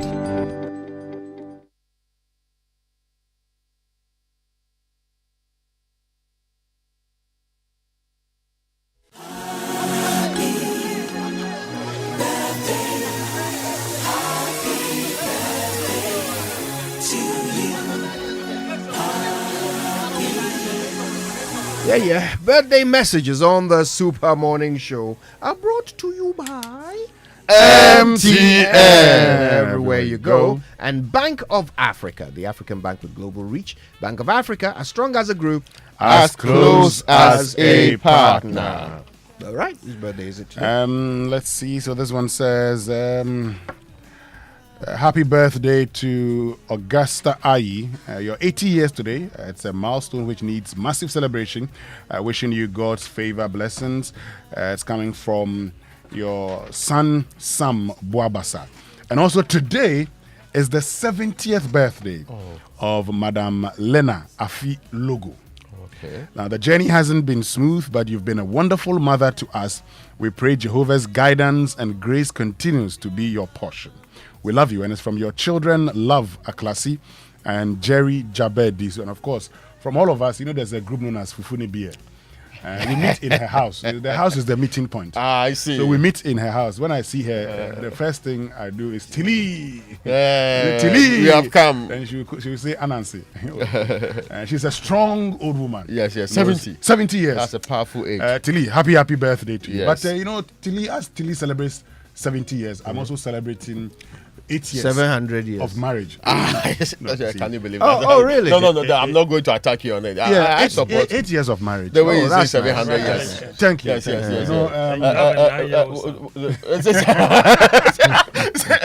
That's not factual. You are trying to find trouble for me. Hey! You are finding trouble for me. Don't mind this boy. So happy anniversary to us, myself, and my wife Barbara Ananpra. You know that my position. Congratulations. Yes, my position has always been that a woman must maintain her name. Yes. Not use the husband's name. She must. Yes. So you won't even give your name to. No, why do you have to? You refuse to allow the. You must keep but your if name. She keeps the name, what will you do? But if you want to take the name, take the name, what will you do? If she offered, that she will take the name. You will refuse it. No, I won't refuse it. But I say keep your so name. she didn't ask to. Keep your name. She didn't ask to. No. I advised her to keep her name. It's okay. So she asked and you told her you won't give her. That's the point. I'd always made my position. Oh, but this point is made. I don't know why there's any need for elaboration on the matter. We're trying to see whether he denied it. It's the birthday. Happy anniversary to Barbara. Yes. Congratulations. Yes. Madam Rita Yoku, yesterday was your birthday, and you are the big sister of Esther Yoku of the Regional Institute of Population Studies at the University of Ghana. Yes, Esther is also CEO of Yokuborn Beads Collections, and yes, yesterday was your birthday. This is from the entire Yoku family, anyway. All right. Happy birthday to Lizzie Omari. Today also happens to be the birthday of someone who will always be a member of our family, Gifty Ando Apia. Oh, yes. Yes. The dates are coinciding. Happy birthday to Madame Segua Amponsa. Happy birthday to Obapa Nana Frema and Kenneth Samuel Badu, as well as Charles Kojo Dudu and Philly Ofusu. Finally, Pa Kofi Abronoma. Happy birthday to you. Pa Kofi Abronoma. Yeah. The Dean of High Life. That's right. Look. When it comes to High Life, I've listened to interviews, but there's none like Pa Kofi Nyako's interview. In fact, the last time he interviewed Kojo Entry, he could tell Kojo, you didn't record this song at your regular studio because the beats are different. People will say, oh yes, how did you know that? He says, well, I can feel it. Oh, that guy is great. The Dean of High Life. He knows High Life. He does. All right. Well, I've got one. It's a happy birthday to adorable daughter Reina Graciela Ama Ameno Asante of Hope of Glory Montessori. May the Almighty, may the mighty hand of God be upon her, and may she grow to impact her generation. Is from her parents, Mr. and Mrs. Asante, and her little sister Ariela. Happy birthday to you, Graciela. That's nice. All right, the Joy Sports Center is brought to you by MTN. Everywhere you go, Standard Chartered Bank. We're here for good. DSTV. Charlie Ghana month is here, and DSTV has an amazing offer for you. From the 1st until the 31st of March, grab a DSTV decoder plus a dish and 1 month compact subscription at an unbelievable 299 Ghana cedis. DSTV. It's your moment. And Twisco Energy Food Drink. Twisco, power your dream. And Twisco is exactly what you need right now. It's an exciting new chocolate beverage and is on the market. It's from the producers of Cowbell. It's a chocolate food drink enriched with Enafort, which is a combination of energy-boosting minerals and vitamins, including vitamins B, C, D, iron, and many more. Twisco is available in 20 grams and can be found at your nearest neighborhood store in a delightful red sachet for only 1 Ghana cedis 80 pesos. To enjoy all the goodness packed in a sachet, just empty content into a mug. Mix with 180 ml of previously boiled water. Add milk and stir. And that's it. Start your day with a cup of the great tasting Twisco chocolate drink. This advert is FDA approved. And did you know that MTN Momo now has an app? Yes, Momo has a brand new app specially designed to make your Momo experience easier, convenient, and faster. Just download the Momo app on Play Store or App Store on your smartphone and look out for the blue and yellow icon. It's that simple. Momo app allows you to view your statements, pay bills, and so much more. Use the app for your Momo transactions and enjoy a 100% bonus when you recharge using the Momo app. So go on, download the Momo app now and start transacting with a flex at no data cost. Just Momo it everywhere you go.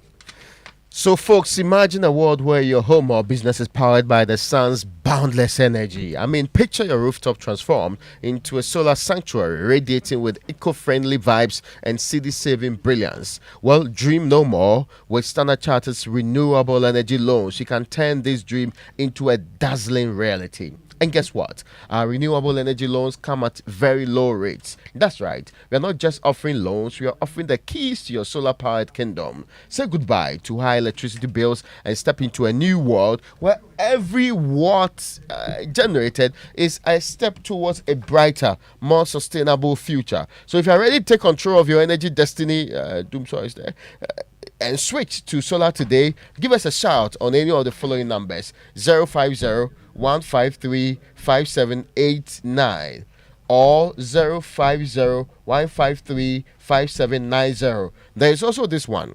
0244-674-154. Let's chart a course for a brighter tomorrow and make your solar dreams shine brighter than ever before. Standard Chartered, here for good. I'm recommending solar to you, okay? Call the numbers I just mentioned. Okay? I will. I will. Yeah. I will, Raymond. Because you abuse energy, you. That's a nice shirt. Yes, for the masses, Ghana month. What about mine? I don't know which. This is what Nkrumah used to declare independence. Really? Yes. He wore the same shirt? Similar shirt. What is wrong with you? Good morning. Welcome aboard to the Joy Sports Center with me, Fentio Tahiru Fentio. We have lots for you this morning over the next 10 minutes. Ghana Premier League action. Thomas Partey has made a return to Arsenal for the first time in 5 months. We also have news on Ghana's tennis team at the African Games, plus the boxing team in Italy for Olympic qualifiers, and all the latest from around the world. All right, welcome to the show. Let's start from the Ghana Premier League, where the last two matches of Week 19 were played yesterday. Musa Al Hassan, he scored in the 90th minute to rescue a 1-1 draw for RTU against Bofo Kwatano at the Golden City Park. Al Hassan's goal came after Saka Dauda netted a first-half penalty to give the visitors the lead.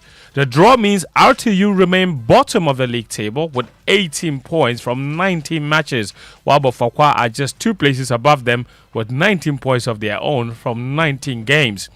Let's go to the league leaders now. That's Samatex. They suffered a shock 1-0 home loss to Nations FC, courtesy of a first-half Nafiu Suleiman strike. Despite the defeat, Samatex are top of the table with 35 points, while Nations have moved into 4th with 30. Samatex head coach is Nurdin Amadou. He says his side lost because luck eluded them. Hard luck. Sometimes you need luck to convert your chances. Here I hit the bar about 4 times. That means that it's not our day, so we need to put it behind us and then forge. It doesn't mean that if we have lost, we cannot win the league. We still we campaign, we'll go forward. We are still ambitious. We know that it's hard luck. We created the chances. We couldn't bury our chances. And these things do happen in football. And so we will take it in good faith. That's Nordin Amadou there. Meanwhile, the Nations FC boss is Kasim Mengel. He believes they worked really hard for their victory. We went for it. We did a lot of rehearsal training. You know, you come into this place, it's difficult to win a game here. So you have to work very hard. Especially you have to organize your defense very well. So that's what you saw on the field of play. I watched only their last game they play against Edwin, and it was live. That's what I watched, and I saw how they play. So we have to train according to the way they play, and it will work to perfection. It's our secret. I don't want to review it. Another team will see and pick it and will come and beat them. That's Nations FC's head coach there. So then, the league table after 19 matches looks incredibly tight at the top. Samatex with 35 points. Kotoko are 3 points behind them in second position with 32. Ediana Stars have 30. Nations have 30. And Nsoteman have 30 as well, completing the top 5 in the Ghana Premier League. Speaking of Kumase Asante Kotoko, at 4 p.m. today, they take on Ivorian side ASEC Mimosa in the 2024 President's Cup. The Kotoko assistant coach David Oklu is upbeat about their chances of lifting the trophy. Even though it's a ceremonial game, it's an international game also, playing against ASEC Mimosa. We all know the history between ASEC and Kotoko. They are a powerhouse, we are also a powerhouse here. It's going to be a cagey game, but we are well prepared. And as the current holder, I feel honored, and I would like to win it again. I will do everything to win it again. God, that's David Oklu there. That match is at 4 p.m. today at the Babaya Stadium in Kumasi. The ceremonial match, the President's Cup that is played every year in honor of Ghana's sitting president. Let's move on to the 2023 African Games, which kicked off yesterday with table tennis. And it wasn't a good day for Ghana because all of Ghana's table tennis players have been eliminated from the singles event. Not one of them made it past the round of 16. Joy Sports reporter Victor Achutamaklu was there and reports. Black Loopers captain Bernard Josam was the major casualty on the opening day of the Accra 2023 African Games. Josam suffered a 3-love loss to Egyptian big shot Shuman Mohammed in the second round of today's men's singles competition. Speaking to Joy Sports after that defeat, Josam says he lost because the preparation for the African Games was not exactly top-notch. You know, table tennis is a game that when you play most matches, you gain more experience and the sharpness is there. Once you don't participate in most of the competition, you feel like your reflexes and other things are, a bit low. So that is why I lost that much. Just like Bernard Josam. The atmosphere is very good here. The level of the players are very good. And at the end, he said, okay, I have to win. And it's the reason why he win the game. That's Chitamaklu's report there from the Accra International Conference Center. That's where the table tennis action is ongoing, and you can go there as well and catch some more table tennis action even if the Ghanaians are not involved in the singles event anymore. Meanwhile, staying with the African Games, the Sports Minister Mustafa Yusuf spoke at a press briefing yesterday to address some issues regarding the organization of the Games. One of those issues was the operational budget that became a talking point a week ago. He revealed that over $47 million has been earmarked for operations, but the amount is not just for the 18-day period of the games. A total amount of 47,712,853 United States dollars is estimated to cover the operational cost of the LOC. And like I said, this estimated amount is earmarked to be used by the local organizing committee for general organization of the competition, which started after the LOC was formed in 2020. As we are all aware, the LOC was inaugurated by His Excellency, the President of the Republic, in 2020. So this operational cost is not just for this year, it's for the entire period. That's Mustafa Yusuf. Now, there were also questions about how much people would need to pay to watch the games. There was an answer from the minister. For your information, the ticketing range from 50 Ghana cedis all the way to 500 cedis, and even sometimes maybe 1,000 cedis. But it will depend upon where you are going to be seated. If you want to buy a ticket and come and sit at the VVIP at the table tennis, then you should be ready to pay more. If you want to buy a ticket and sit at the wings, it has its price. So it all depends upon where you want to sit. So the ticket starts from 50 cedis. It's as low as 50 cedis. And some of the events will even be free. All right, that's Mustafa Yusuf. And you can buy a ticket at tickets.accra2023ag.com or just dial the short code *713*23#. You can get a ticket. Now, 3 Ghanaian boxers are in action today in a Paris 2024 Olympic qualifier in Busto Arisio in Italy. Alfred Corte will fight in the men's light middleweight division, Anatu Muhammad in the women's lightweight, and 2020 Olympian Samuel Techi in the men's light welterweight division. Remember, no Ghanaian boxer has qualified for the Olympic Games yet, but they had a good start to this particular qualifying series, with Theophilus Alote starting off with a win against his opponent from Taipei in the men's flyweight division. The Black Mambas have targeted at least 3 qualification slots for the Olympic Games from these particular qualifiers. Let's wrap up with some Premier League football. The game being played in the half of the pitch that Sheffield United are doing their best to defend. This is Ben White having a crack. Oh. It's a goal of a high order. It's the 6th of 6, but take nothing away from Ben White. Yes, Arsenal, they cruised to a 7th successive win as they put 6 past a dreadful Sheffield United side at Bromo Lane. The big news was the return of Thomas Partey, who was back in action for the first time in nearly 5 months. He featured in the final 25 minutes of the game. The Ghana's boss Mikel Arteta says the Ghanaian must show he deserves to start every match. Well, today obviously Thomas is available now to play a certain amount of minutes, and he needs to build that. It was his first minute after 4 months, which is a long time. And then, like everybody, he will need to earn the right to play the minutes. Arsenal are now third on the league table, 2 points behind leaders Liverpool and 1 behind second place Man City.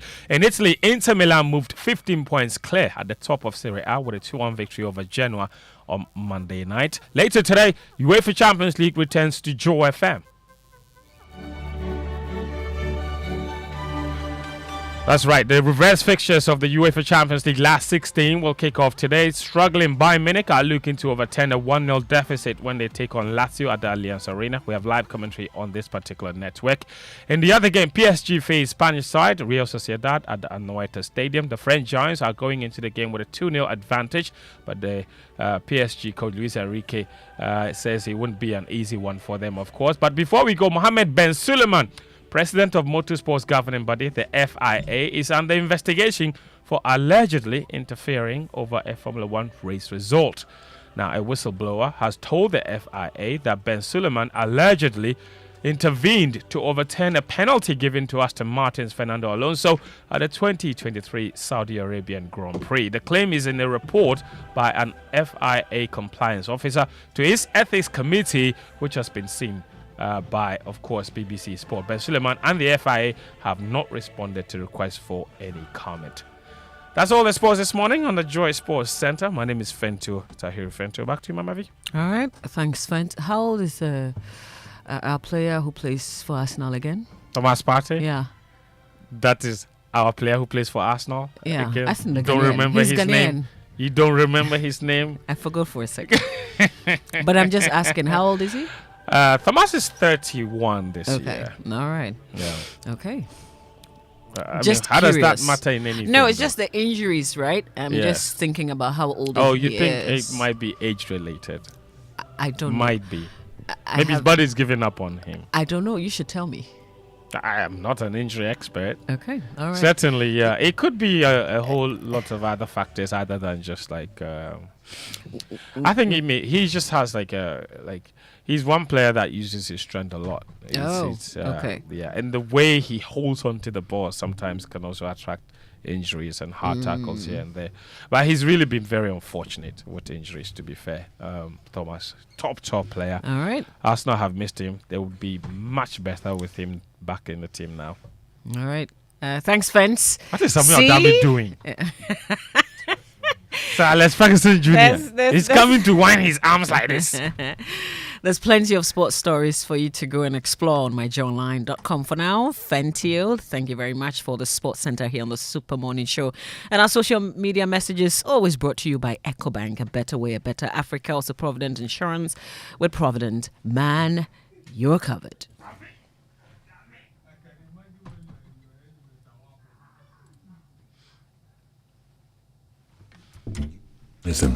Connecting us with the one purpose: to create and share opportunities to grow.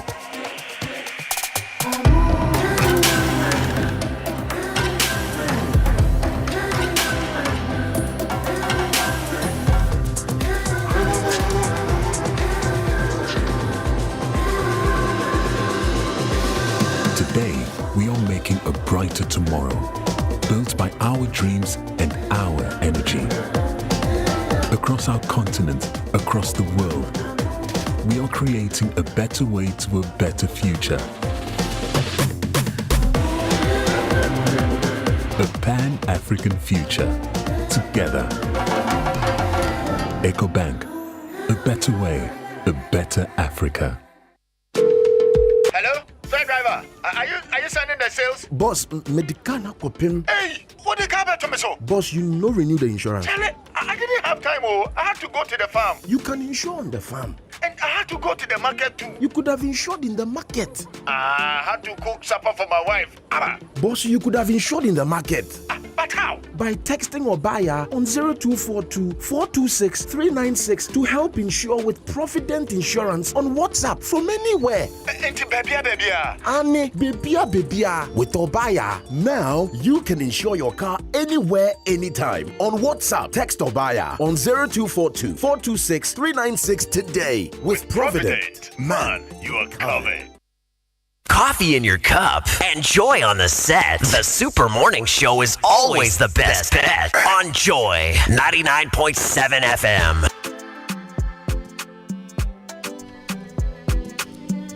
Super Morning Show. We've got 2 more minutes to 8. At 8, we'll bring you the Business Minute. But you can now get your vehicle insured anywhere, anytime with Provident Insurance's Obaya on WhatsApp. She works round the clock, so you don't have to worry about closing times. Renew and file claims for your vehicle, bebia. All you have to do is chat Obaya. And here's Obaya's number, 0242 426 396. Just let her help you. It's quick, convenient, reliable, and saves you time, so you can do more in your day. Chat Obaya and get your vehicle insured now on Provident Insurance. So text the Obaya, bebia. And remember, with Provident, man, you're covered.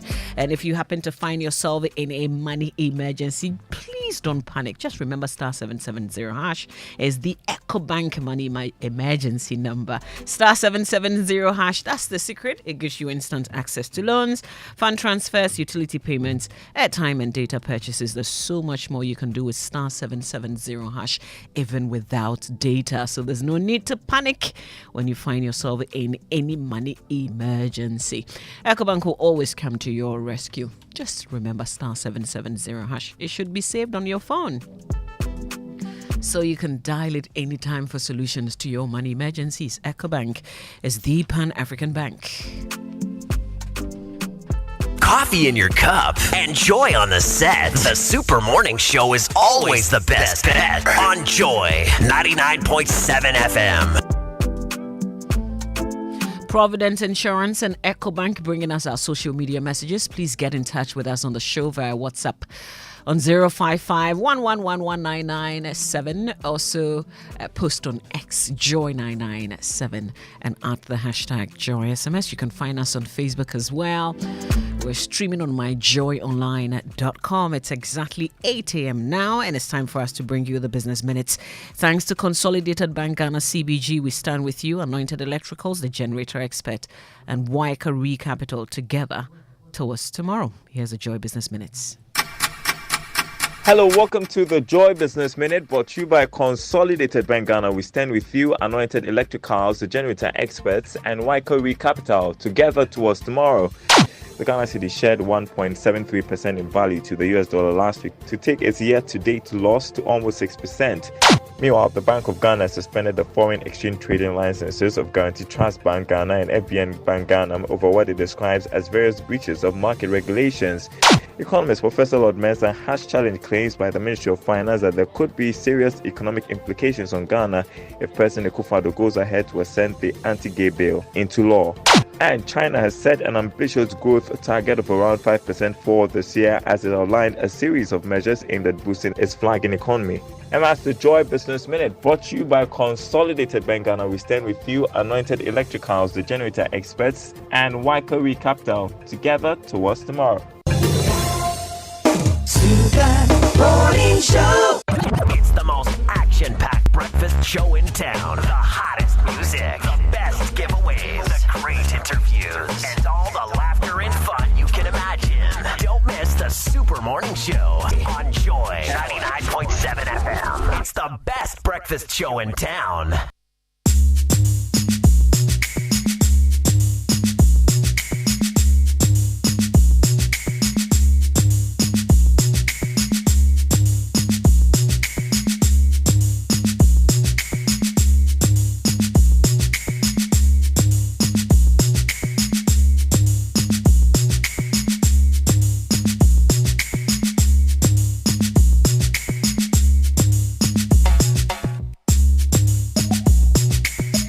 In your cup and joy on the set. The Super Morning Show is always the best bet on Joy 99.7 FM.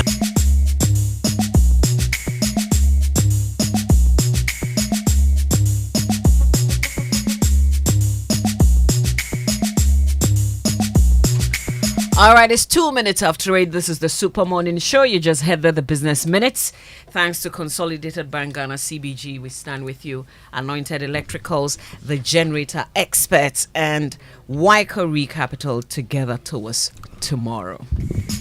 Now, Anointed Electrical Engineering Services is into the sales of ultra-silent generators from 5 kVA to 2,500 kVA. They also undertake maintenance and repairs of all kinds of diesel generators. So if there is purported, perceived, or localized doomsday in your area, they also stock genuine spare parts for all kinds and various kinds of generators. And also they do generator rentals. That's if you believe that the doomsday is temporary and that will be fixed.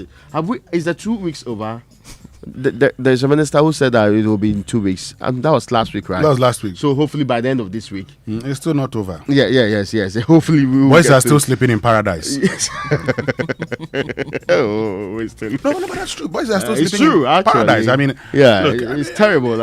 Luckily, I think that there was some showers yesterday or something like that, which improved the weather. So I felt that it was a bit colder, getting to 7 p.m. It was still warm, Massa. Where you are, right? Well, now even cold water does not solve the problem. But so, as I was saying, if you believe that this is temporal and you want to rent generator for the period, please, Anointed is still the right place to go to. We have branches nationwide. You can actually locate us and our latest branches in Amra here, Frimps Oil on the main Adenta Dodua Road, East Legon, Lagos Avenue Road, opposite Tom Rake Hotel, Tema General Hospital Road, Community 9, just after the overhead, and Kasua off the Wager Kasua Road near Simav Cement Depot, and the big house. The head office is at number 77 Anointed House of the Odokomalam Road. Just call this number. You'll be sorted out big time. 0243 480 334. So, I mean, temporary rental or permanent purchase? Well, you have to do it permanently because the way things are going, that's the only option available to us, isn't it? Yeah. But Waika Capital is a multinational fund management company regulated by the Securities and Exchange Commission, SEC. Waika Capital, with experience in fund management and investment banking, has over the years helped its customers to thrive by enabling them to achieve their lifetime financial goals. Waika Capital invests funds in ways that create a positive future for its customers, their families and businesses, and offers corporate finance and advisory services. In these ways, Waika Capital helps its customers to create the best life. You too can create your best life. Just speak to Waika Capital today on 0501 577 546 or 0501 577 547. Locate their office on the 4th floor of Gulf House opposite the Ghana Standards Authority, Accra. Visit waikarecapital.com for more information. Waika Capital, together towards tomorrow.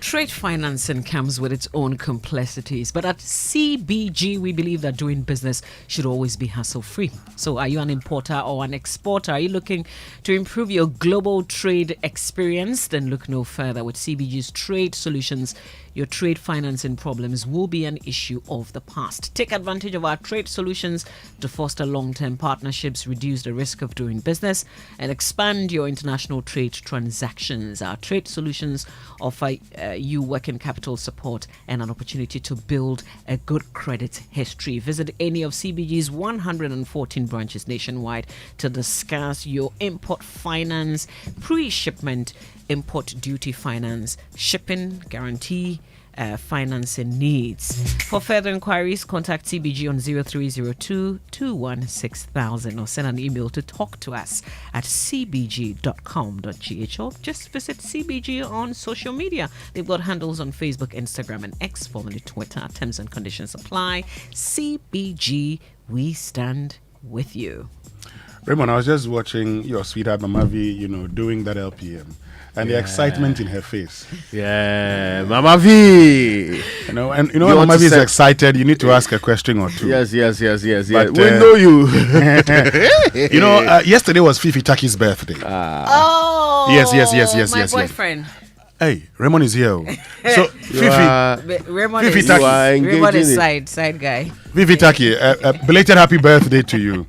I didn't expect you. I forgot. If you forget your boyfriend's birthday, it tells the kind of boyfriend that girlfriend that you are. I am so sorry, Fifi Taki. I hope you enjoyed yesterday. Fifi, I hope you enjoyed yesterday with your wife and children. I know, Bo.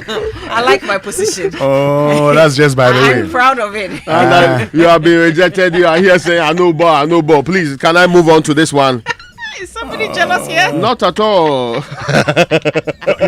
Move on to which one? No, don't move on yet. I did not move on.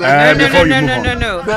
Don't move on. Why are you so jealous, my brother? The microphone is conspiring against me. No, you come and sit here. Now I should take the middle seat. Now that Fifi Taki is taking your position, and I said he hasn't taken his position. Raymond is my side guy. Position. But Fifi Taki has reminded me that my Le Havre jersey, where Andre Ayew plays his football, is ready. Fifi, you should be giving that to me. I'll go and take the jersey, wear it to work. I see. And show it to you. Fifi wants me to wear it, and Andre Ayew jersey. Okay, he's not a coach. No, coach of Le Havre. Yes. No, he's still playing active football. In fact, he will play. I thought he will play next year's AFCON. I thought he had transitioned. No, he will play AFCON again. Raymond, be careful. No, but I thought we had agreed on this matter. Be careful. Post this AFCON, we had agreed that going into the future, you and who we have reformed the team, and that will not allow Listen, I've got a special birthday dedication to an amazing friend, Emilia Amo Opoku, aka Nanama Obenua of Game Park Limited. Wish you the best in this new chapter of your life. I ask that God continue to shower his grace, favor, and blessings upon your life. Have a blessed birthday. And it's from Queen Star to you, Emilia Amo Opoku, aka Nanama Obenua of Game Park Limited. Enjoy your birthday. And a special good morning to Madam Emily Mate of Medifem. Big stories, we've got big conversations on our minds today, something that we began yesterday, but it's actually, us looking forward to our documentary that's coming up. The food we eat, because something counts your blessing, and the count your blessing is opposite. The way it is not good at all, and we have something, gas and rice. The way the rice is, it's not nice at all. It's not nice. They claim they give you guys 3 square meal every day. Do you get it? 3 meals? Yes. Morning, yes. afternoon, evening. Yes. You get them? Yes. Do you get a balanced diet of the food? No. We don't have fish. Yeah, egg, nothing. Nothing like protein inside. Only flour. Only flour mixed with oil. Nothing. We don't get breakfast. Breakfast is not good. We don't have anything like nothing. There's no sugar, milk. Nothing is packed. Oh, okay. So the meal is not balanced. So you have to bring your sugar? Yes, you need to bring your sugar to the dining room. And any Empty Plates is titled. Yes, Mama V, I mean, that's a sad situation. Look, these are children whose parents can actually afford to pay their boarding fees. Some of them, majority of them, their parents can afford to pay their boarding fees. For those who cannot afford, you would expect the state to give them scholarships. As the reason in the past, you had the government order of merit scholarship. And anybody who got the government order of merit scholarship went to the boarding house. And so your fees will be catered for by the state when you're in the boarding house. Unfortunately, where we find ourselves today, these young ones go to school and have good food to eat. So parents end up spending more than they would have spent if they had paid boarding fees. And again, I mean, in most of our localities, right, there's a senior high school. Yeah. So the expectation is that the guy cannot pay. You put him in a day school, then you pay fully for him. You even give him some allowance. When we're doing the SHEP, the senior high school empowerment or whichever program that we did some time ago with money from the World Bank, we even gave money for even their daily upkeep. So that if you are going to school, we will give you some support, including the things that you buy to school. It makes sense. Some people, we agree perfectly, but nobody can convince me. But the guy who's going on holidays, today they are coming home. Yes, some of them are coming home. Some of them, a couple of days from now, they'll be traveling outside the country. That guy's father deserves to have free whatever. We are not saying that they're not Ghanaian, so we are saying that there's authoritative allocation of, importantly, scarce resources. Is that the best use of your money, especially when you are struggling? So if you did it that way, you determine that if I have a ward in senior high school, I can pay. So let it be done so. In any case, you are indirectly, you are doing it around the corner, taking monies like that. And sometimes some of those monies may not end up where it's supposed to be. But if it's official, then we know that we are helping the program. We are helping the system get better. You don't have to feel any shame about this. It will still constitute for the massive and the majority of the people who cannot pay a free form of education. Exactly. So why are we bent on doing this to ourselves when we know we are not providing the standard that's required? At the end of the day, we do not know. And listen, it is development of the child we're also talking about here. There's no guarantee that the complete faculties of the child will be properly developed if you continue to get them malnourished or food that lacks the needed nutrients. We are not saying that 10, 15, 20 years ago the food was top notch. Nobody is saying that. But say it has gotten considerably worse. Now, items that we took for granted, like bread, like sugar, are consistently missing from the dining tables of these kids. Look, and they have nobody to speak for them. No. I don't know why you insist on doing this to people's children. Look, I mean, you've talked about the fact that in the past, we said our food was not the best. Yeah. Now, when I went back to Mali school, and I saw what the young ones were actually having. I mean, the food I ate when I was in secondary school looked like a food in paradise. I mean, it looked like food meant for kings and queens. Because what they're eating is terrible. I mean, and I wouldn't be surprised that if you mention any school, the headmaster will come and tell you that it is not the case. Because today, but you will go to the schools. I mean, why do we find it so difficult actually going to find out the situation on the ground? And so you take journalists around, you take media around to go and show something. Today, officials from the Ministry of Education, including a minister, would go to the Eastern region. Ask me how he's going to be hosted. Yeah. Ask me how they would host him. Who's going to be taking care of his hosting? That's what we think about. That's what excites us. Get money, they will host you, then that's the end of it. The young ones, I mean, how do you expect them to learn? Today they're overcrowded. Some sleep on. Some are asking them to bring beds. Some are asking them to bring their own chairs, tables to come and sit on in the classroom. Parent associations. So government has now said, parent associations can help, but it shouldn't be compulsory. Today, parent associations are having to pay so much. I mean, a parent sent me and said, we pay 1,000 cedis more to help in the provision of food, because they just can't allow their children to go through this thing. Meanwhile, if we had asked them to pay school fees with boarding fees, total would have been how much? 1,000 Ghana cedis or so. So why are we denying them? Why are we hurting these children? Listen to the young ones talk about count your blessings. Listen to them talk about there's no protein. Why? And we should look at the future we are building around these kids, right? Malnourished kids affects so many parts of their well-being and development completely. So let's not pretend that it's not just about the policy, just about getting kids who will be leaner and all of that. Is going to affect them terribly. And they're going to compete on a global scale. It should make sense to us that there is a need to really look at what we are doing to our own people. And if we still consider them our own people, if we still consider them the people that we are actually put together a policy to protect, it's not it's not just about numbers. It's about making sure that the child goes to school, spends some time learning, and comes out the way you want it to be. They don't have to necessarily sleep in the school to make that happen. They don't necessarily be on the extreme burden of the state. In any case, even if we wanted to do this, we could have still found money to do it properly. Because we waste resources on so many other things that are completely useless to me anyway. Yeah. So, I mean, sometimes you're not sure why we are bent on using mere politics to destroy the future of our country in ways that does not make sense.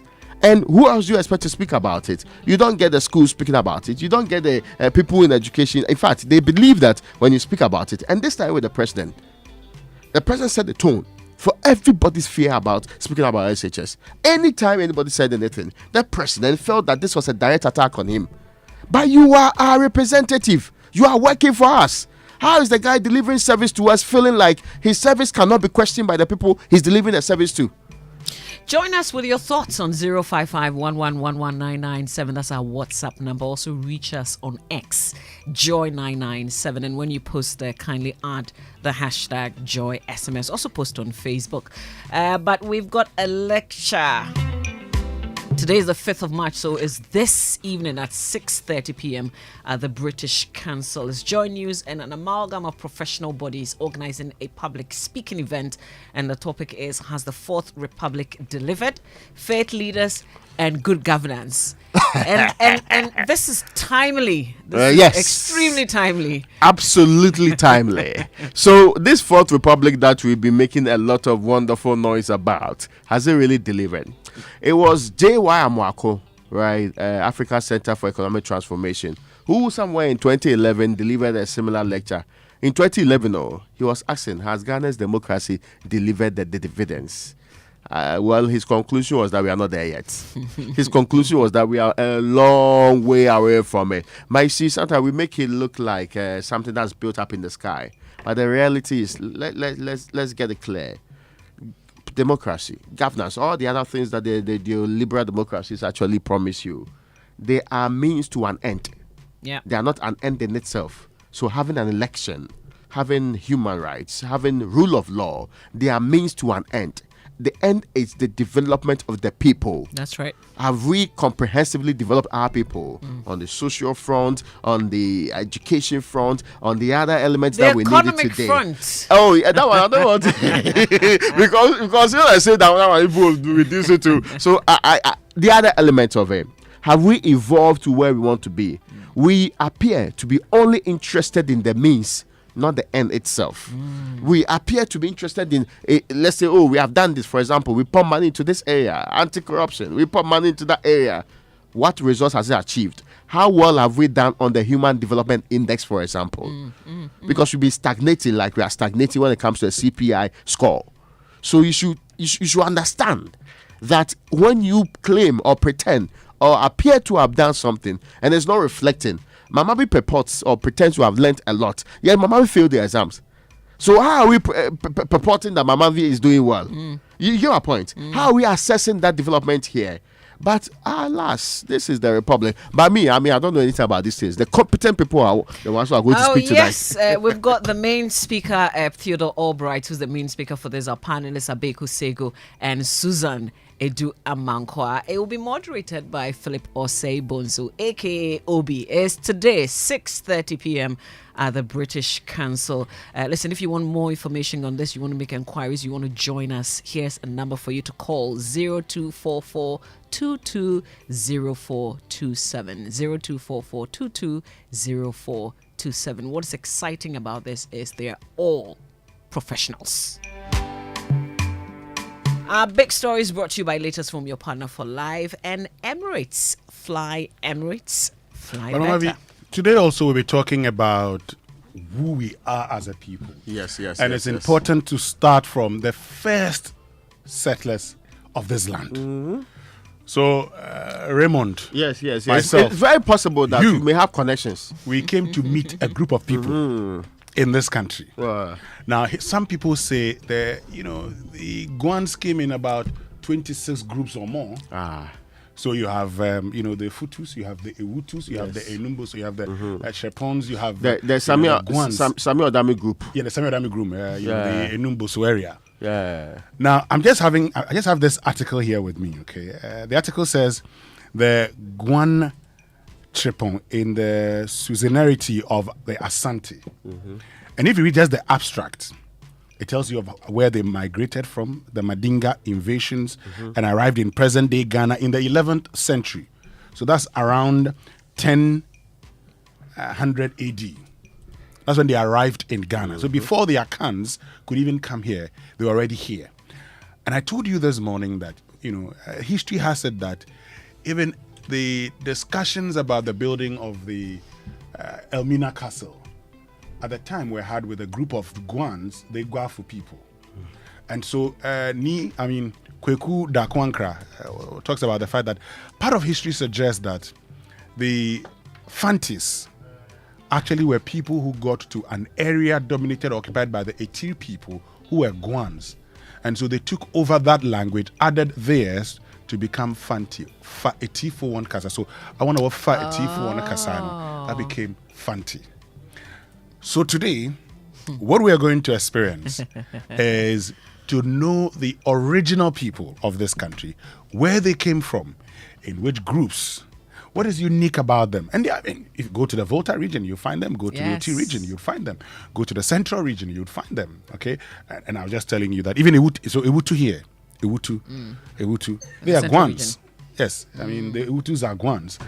And I'm sure Raymond's people in Mankasim, part of them. Guans small. Yes, are there. Yeah, we'll be home. Everywhere you pass, you would find the Guans. In fact, this article talks about even the gift of the Guan god. Their god, the Chepon god, to the Asante Tutu. A god to the Asante. And we'll tell you more today on the Someone Show. And even then, Okonfanoche, who helped in the establishment of the Asante Kingdom, Empire, was himself a Guan from a Uku guy. Not Okonfu Fringochi. The Uku guy will take you. We'll take you to a Uku guy. No, not the. The Eastern Camp. Mama V's people say they also have their own Okonfanoche or. Charlie and which one? Yeah.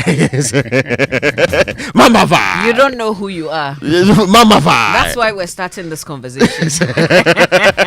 Thanks to So latest from your partner for life and Emirates fly better.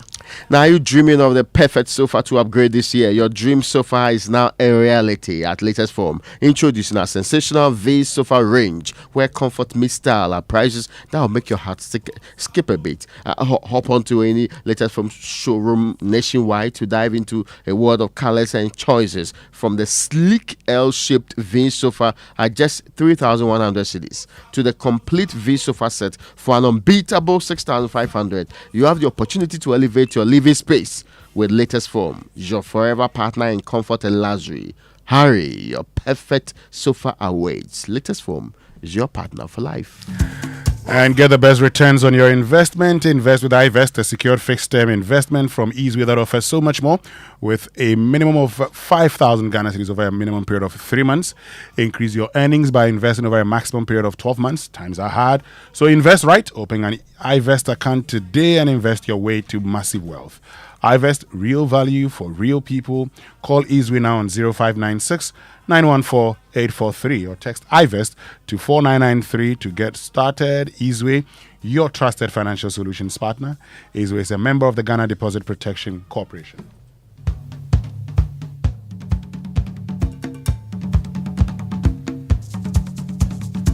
Hosa, hosa, ho. Hosa, hosa, ho. Coffee in your cup and Joy on the set. The Super Morning Show is always the best bet on Joy 99.7 FM. Breaking news. Vodafone Ghana is becoming Telecel. Stay tuned.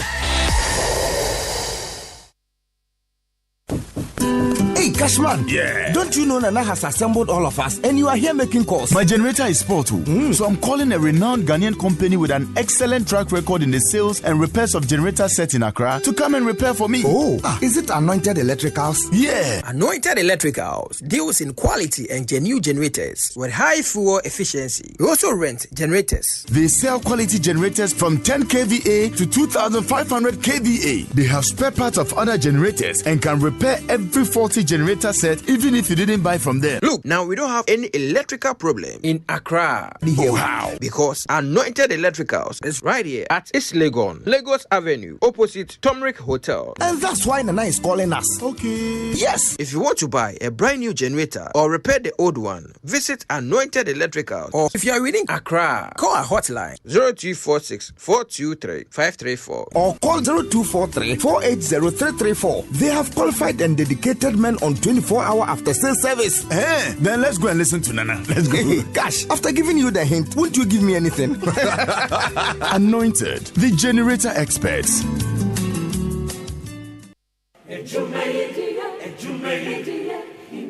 In life, choice is good, but choice plus safety is way better. Your safety and comfort is paramount. Under the cylinder recirculation model, you can buy LPG in a safe environment. All cylinders are inspected and maintained to the best safety standards, so your safety is assured. Just take your empty cylinder to the nearest exchange point and swap it for a filled cylinder. Different cylinder sizes will be available to meet your pocket size. Imagine cooking in a smoke-free environment. This will improve the health and well-being of you and your family. Choose LPG in a safer model of distribution. Cylinder recirculation model. Securing your safety, creating more jobs. A message from the National Petroleum Authority under the patronage of the Ministry of Energy.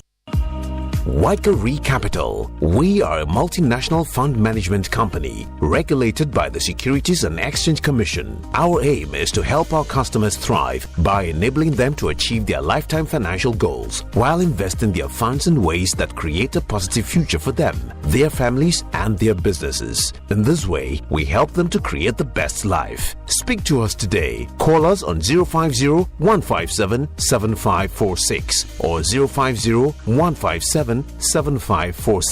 Visit www.waikaricapital.com. Waikari Capital. Together towards tomorrow. Make you let your body go. Make you let your body go.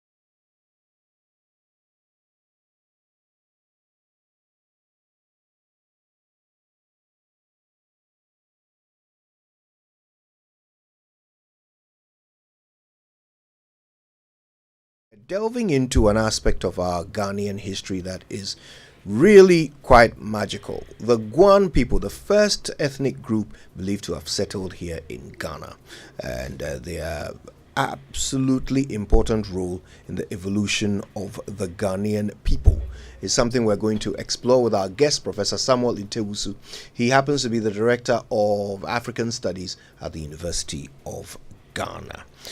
Before we get into that, though, did you know that MTN Momo now has an app? Yeah, MTN Momo has a brand new app specially designed to make your Momo experience easier, convenient, and faster. So just download the Momo app on Play Store or App Store on your smartphone and look out for the blue and yellow icon. It is that simple. Momo app allows you to view your statement, pay your bills, and so much more. Use the app for your Momo transactions and enjoy a 100% bonus when you recharge using the Momo app.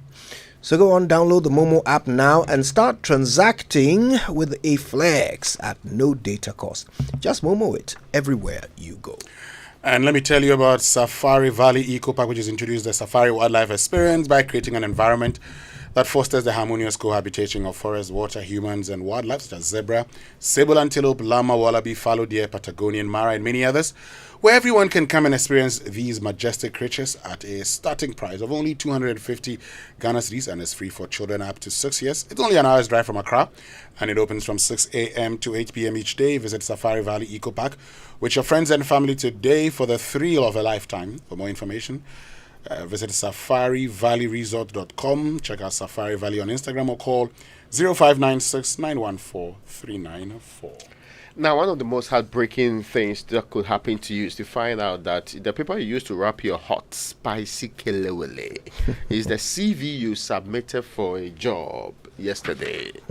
Now, don't wait till it happens to you. ALX, Africa's leading tech training provider, has a range of tech courses to help us get the X factor and get ahead in the competitive world of work. Whether you are a full-time employee, a housewife who's looking forward to rejoin the workforce, or a fresh out of high school graduate, there's a place for you at ALX. You can take any of their 6 to 12 months tech courses in AWS cloud computing, Salesforce administration, data analytics, data science, front-end web development, and back-end web development. The choice is completely yours.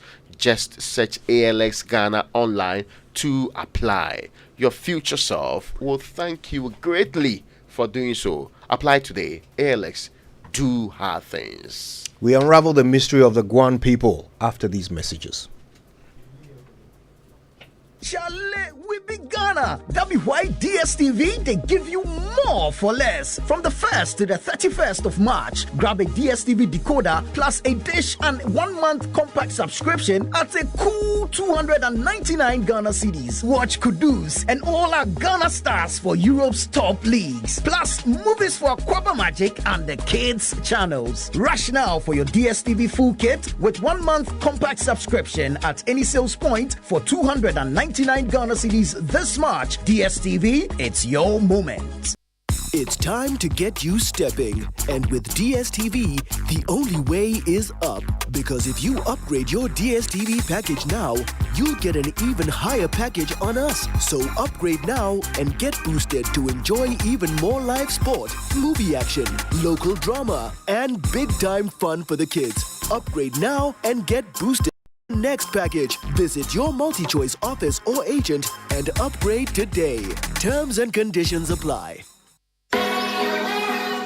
We've conquered Ghana with you, escaped with you to the western region, gone on the Savannah Safari together. Remember that Fajeto conquest, kayaking on the Volta Lake? Those were very educative, fun, and memorable discoveries of Ghana we made together. It's now time to take it a notch higher, make new discoveries, create new experiences, and relive nightlife back in the days with the Eastern Camp Adventure. This time, let's pitch camp on top of the serene Ebri Mountains, experience the adventure of tent accommodation, sit by the fireside, and relive those typical Ghanaian moments with a Nancy Stories jungle party with barbecue, Jama night, movie, a visit to the cinema waterfalls, and a Wukugwa, among other historic places. Let's also spend time at the Safari Valley Eco Park with good lunch. With only 1,500 Ghana cedis, your transportation, access to tourist site, full board meal, and everything else is covered. Save a spot now. Pay via Momo to 059-303-8842. Name on Momo is Daniel Boyfio Multimedia Group. And please reference Joy camp. Short code to purchase ticket is star 714 star 003 hash. For more information, please call 0302 216540. The Eastern Camp Adventure, discoveries, fun, and memories. Recoded to do more with ease. The enhanced GCB mobile app. Download now from Google Play Store or Apple Store for all your transactions. Smooth, safe, and secure. Charlie, tap the app. You don't need to have an account to upgrade. GCB mobile app. Recoded to do more. Upgrade your style. GCB Bank. Your bank for life. Ladies, mark your calendars for a groundbreaking event, the 6th National Women's Summit and Expo in collaboration with Geisha. Yes! Picture this, a day packed with inspirational keynote speakers, panel discussions, and interactive workshops, plus our Everything Women Expo with discounts on food, fashion and beauty, health and wellness, and many more attractions. All these happening on International Women's Day, 8th March at the Accra International Conference Center from 9 a.m. to 8 p.m. Don't miss the happy hour from 4 p.m. with live music, a fashion show, and good vibes. Admission is free! Brought to you by Geisha with support from Joy FM, Enterprise Live, MTN, Frytol, EcoBank, and powered by Charter House. Inspire inclusion. I'm afraid! Yeah! Media Sambisanda mo. Eti emrantia no. Mumu hwan pa na tumi hwe na mo bodom pe mo man yakono. Eye kwabna. No mumu hwan so na tumi just mali me ma yene nyina de. Eye kojo. Enu kro. Kobre tumi hwe na bodom pe mo sense o yisu accident eba. Ayede yan ban ne do braye. Wo si eti na mo ban na sem ma na hode ne. Sa! Ani na kudwo so yisu accident chako. Na enu ne de e ma wo se wo ye krejen fita. Na watimi asiri bedwo ma na feel you. Ey kojo. Yeah. Pepsodent Heba and a Pepsodent Chapo. Afedie. You're gonna natural. FDIJ Jadian Katoyatu. Let me share my experience with you at the new Aqua Safari Resorts. When you arrive, you're greeted by warm smiles and introduced to your 24-hour butler who already has your itinerary sorted. Enjoy water sports activities like jet ski rides, kayaking, water sliding, flyboarding, and castnet fishing. You can even have your lunch here on the boat cruise. Let the tour guides take you through the sceneries of the mangrove forest, the friendliness of the animals, while you pet and feed them. We chose to have our breakfast with a beautiful sunrise right in front of our cabin. Visit Aqua Safari Eco Resort in Ghana, bringing you closer to nature.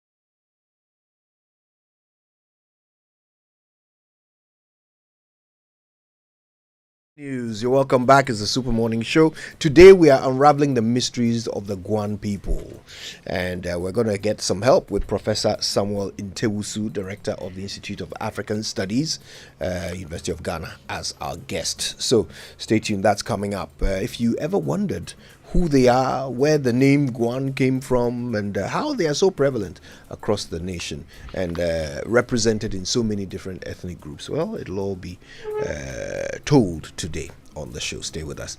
But first, go to kingdomstoreonline.com. That's where you can pick up the very best quality office essentials, equipment, furniture, stationery, and pay via Momo across all networks. You get free delivery if you're in Accra or Tema. And of course, terms and conditions apply. At Kingdom, quality and affordability are their hallmarks.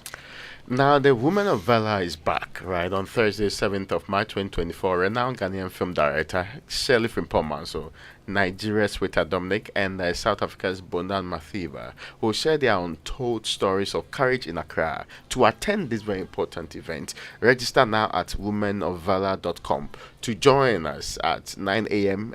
at the UPSA Auditorium. Women of Valor is in partnership with Chango and other great contributors and supported by Joy 99.7 FM. So this International Women's Day, Joy Prime Cowbank, Fortune Rice, and Frito Sunflower Oil are teaming up to honor brave and strong women with an interesting twist. It's a men's cooking competition. As we inspire inclusion, our men will be showcasing their cooking skills in support of women. 6 men will battle it out, showcasing their culinary skills and creativity as they whip up delectable dishes in a bid to impress our esteemed female judges. Will it be a feast of flavors or a kitchen disaster? Find out on the 8th of March, 10 a.m. exclusively on Joy Prime as bankers and presenters face off in the kitchen. Raymond and I'm told that I'll be cooking in yes, I understand that. Yes. If there's anything like fairness, I'll win. You are being recruited to. Yes. If there's anything like but fairness, you don't know win. your competitors, so I'll win. Come to the conclusion. If there's anything like fairness, I was going to compete, but then when I told them what I would, cook, they realized nobody could beat me, so they asked me to, to sit this one out. You don't know what you are talking about. I am the lead chef. What are you talking about? So what is your big deal? All of these people, I mean, it is Lexus that I object. That all of these people, they just wish they were me. So I'm actually going to be there, and if there's anything like fairness, I will win that competition, hands down. Okay? You are lucky I'm disqualified. Oh, you are no match when it comes to cooking. Hey, are you sure? Of course you're not. Of course you're not. So I am winning hands down. You don't know why it's going on. Make sure the bankers don't get the bragging rights. Well, if there's anything like fairness, I have told you there's anything like fairness. There will be fairness. Yes, and if there's anything like there fairness, will I'm be winning. Independent judges. I am winning, hands down. It's only Bright that I am hopeful. But I cook too. Because he's a brilliant cook. But I cook too. You come see, come sir. As for Lexus, dear. No, but I cook too. I mean, they should take him out. We're supposed to have been represented by the distinguished Ken Ansa, but he opted that I take his place when it comes to cooking. As for Lexus, knowing my culinary skills. I cooked jollof with you during the Easter soup kitchen, and don't worry. As I'm going to show them. You are not there, but we can manage with you. I will show them. Raikova will hold you. I will show them. If there's anything like fairness, I'll win. But please, don't let the bankers get us. If there is anything like fairness, Mama V, I'll win. And so this brought to us by Joy Prime, the ultimate experience. Cowbank, forward together. Frito Sunflower Oil, enjoy the goodness in tasty meals. And Fortune Rice, always on point, just like mommy. And I'm backing you 100%. Oh, yes, I'm winning. Yes, I'm winning. I'm winning hands down. If you lose, we are all disgraced. So it is it's in our collective interest to back you. Yeah. Okay, I think we're joined by Professor Samuel Intewusu, who's director of the Institute of African Studies at the University of Ghana. Prof, good morning to you. Yeah, good morning. How are you? Very well, thank you. We're so glad you can join us for this important conversation. Now, Prof, maybe we'll start from the beginning, from the origins of the name Guan. How did they come to be known by this name? Yes, so there are several interpretations to this, but one that seems to be dominant is the fact that the Guans are a brave people, And so, because of their bravery, there's a tendency for people to see them and then maybe run away from them, whether in terms of battle or just when they are approaching. So, as to how to link it to, there are different dialects or languages within the Guan. So, as to which one that we can link the word Guan to, it's really something that is yet to be deeply researched. But there's that overwhelming evidence that the word is as a result of their bravery. So it simply means a brave people. Right. Now, you talked about the variations in dialects. And it's true. I mean, across the regions, the different Guan settlements have spawned different dialects. How exactly do these differences reflect the historic and cultural diversity within this Guan ethnic group? Yeah, as you have precisely indicated, the Guans are distributed throughout Ghana and also in Benin. So we have the coastal Guans, we have Guans that inhabit the middle belt, and then we have Guans that are also in the northern part of the country and also in Republic of Benin. So in Republic of Benin, for example, we have the Gede and they are Guan. And then in the northern part of the country, we have Gonja, Nauri, Ichumbrung. And then as you come further south, you have Krachi, we have Adele Achote, we have Bem, and then that is around the Jazikan area. Then you get to Central Coffee, this is also another Guan area. Then you get to the latter area, all those areas. Then in the coastal area, Winneba specifically is also known. The Fuchi there and the Uchu, they are also Guan in origin. So how did they come to be so scattered across the country? I think that at a point in time, because of the fact that they are said to be the aborigines of Ghana, the whole landmass was empty, so they could move in and out of any place that they wanted, depending on the kind of occupational preference of any Guan group. So you see that Guans, we have some as fishermen and women. Others are also hunters. Some are farmers. So they just move in and out of that space according to their preference. Also, the issue of insecurity, for example, as a people that were already settled there, any other ethnic group that wanted to have a place in where they originally stayed, there was a tendency for war to come about. So some of them just moved out of places in search of peace and security. So if you look at the great Atara kingdom, which was along the present Volta Lake or Volta River around Afram Plain, it was a very big one kingdom under a king called King Atara. And then the attacks from mostly Akan groups made them to move further. Some moved further north, others also came south. So these are the various factors that actually occasioned the dispersal of Guans around Ghana. Now, Prof. Ntewusu, just by way of understanding, you've talked about some being because of their professions. Is it also the case that they may have moved in at different times, and so some may have settled at different places, or they all came on group and then separated at a point? Yeah, it's a very, very good point that you have just raised. Almost every Guan group seems to have two historical narratives as to how they came about or how they've inhabited a particular area. There are some that claim that they evolved from the area, other coming from underground, or maybe coming from above the sky.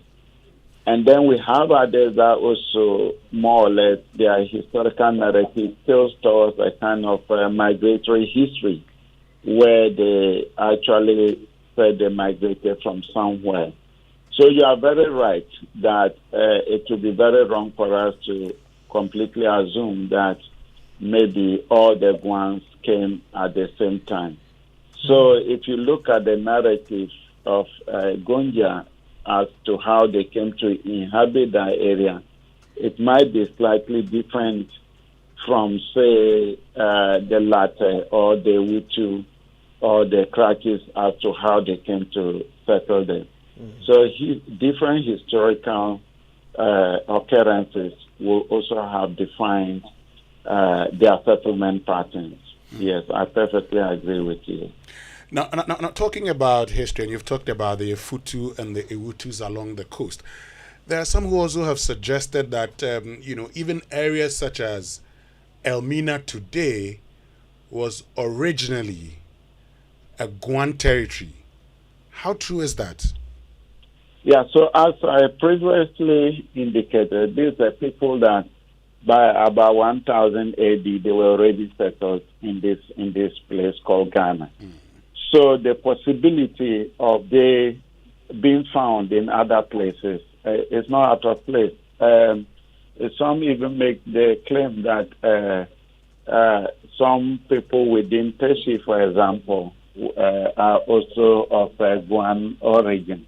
Not all of them, but some, as well as Elmina. So I wouldn't be surprised at all if in present-day Ghana, a particular ethnic group will be able to link its history to Guan. So obviously a lot is, there's a lot about their origins that are not known. But what do we know? What do we know? I mean, where are they most likely to have come from? And what people were they before they came to Ghana? What were they known for, apart from being brave? Yeah, I think that one other thing is their religious life and also their artisanal life. I think that if it comes to the issue of, say, smithing, they are very good smiths. So you see that almost every one settlement that you go to, the possibility of they producing their own hunting and farming and fishing implements is very high. Yeah, so craftsmen, that is what I say. And then there's also this kind of super religious aspect of their life that doesn't seem to draw the attention of several people. If you look at the one settlements, there's a possibility of having one or two powerful deities that they venerate. Now we need to draw a difference between deities that are responsible for production and reproduction, and then deities that people assume to cause harm. Most of the deities of the Guans are purposely for production and reproduction. We have a Konedi if we come to the eastern region. If you move a little up, you get to Krakidente. If you go to Onkwanta now, we have Nana Brukum. You move to Gonja area, we have Sonyo. You come to the Nauri area, they have Kanpe. So they are very religious people, very, very attached to African modes of worship. And so some have been able to transfer this also into other modern forms of religion, such as Christianity and Islam. And once they get into that space, you see that they are clearly devoted to that modern religion that they have, or they recently have taken on themselves. It's Ghana Month, and we're learning about the Guans, the original settlers, the aborigines of Ghana.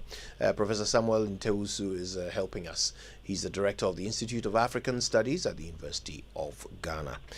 So, Prof, I mean, what are some of the lingering features of the Guans that have influenced today's cultural and social fabric? Some of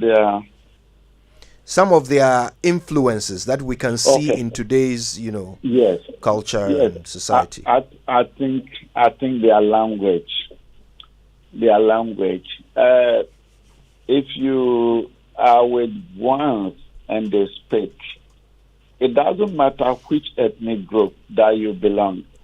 By the time they are done with the conversation, at least you'll be able to pick one or two words from what have transpired in their conversation. So I think that linguistically they have actually influenced a number of languages. That is still subject to interpretation by linguists, people that are experts in that area. But at least from a historical and a layman's point of view, I know that linguistically there are a lot of languages that seem to have borrowed a lot from Guans. So like if we take the counting of numbers like Ko, Nyon, Afa, Ama, Anu, if you get into some of the Akan languages, they also more or less count like that. So this is a clear influence that you are able to pick. Prof, now that you've mentioned language and influence on other languages, I just would want to take you back a little bit and look at even the Guan language itself. Because we've talked about, the Guans being scattered all over the country. Now, of all the Guans, is there mutual intelligibility within the Guan groups? Oh yes, that one cannot be contested. I mean, if I'm speaking and somebody is from Latte, the person picks it up. If I'm speaking and somebody is from Winneba, the person easily picks it up. If I'm speaking and somebody is from Nkwanta, or if the person is an Achode or Krachi or Nchimbo. So if I meet somebody from Krachi, or I meet somebody who is Gonja, or I meet an Nchimbo, I just start speaking that way, and they pick up everything that I say.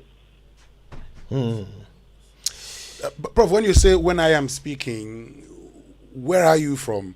And so we can actually understand when you say I am speaking. Okay. So I'm in Naui. I'm from the Tandai district in the northern region of Ghana. Okay. And when you speak, those from Boso, those from Enum can also understand? Yes, they can understand. Wow. But how about, since we're talking about... I want to say ba, come, I say ba. They will say ba. Okay. So it's not actually far, So I would say katamuta to means hold him or hold her. Like the person might say katamuta. You get it. So it's very close. So, you now that you're explaining that, I just want to take your mind to another group because you are indicating where they are.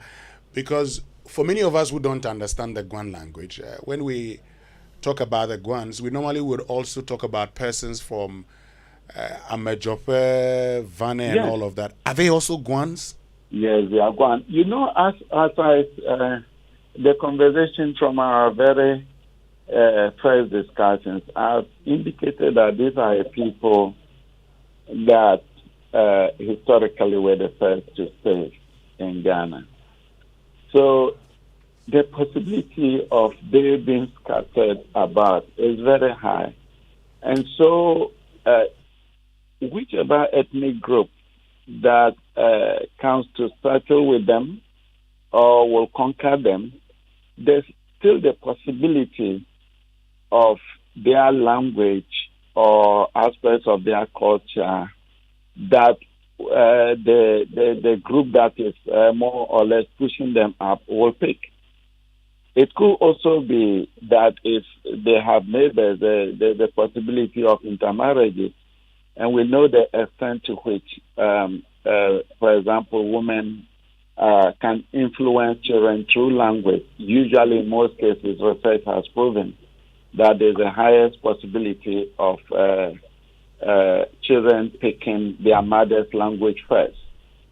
So I'm not surprised that throughout history this will have occurred. And so if once in a while people from Japan and other places will claim some kind of affinity to Guan, I don't think it's something that is contradictory at all.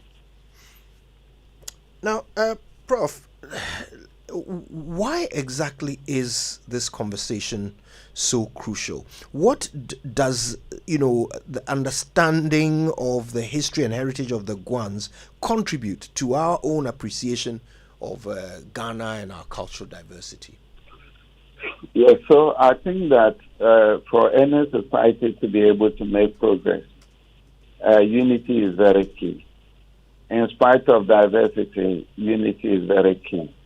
And I think this conversation is very important because the ones, as we have just indicated, do not have, I wouldn't say they are distributed throughout the country.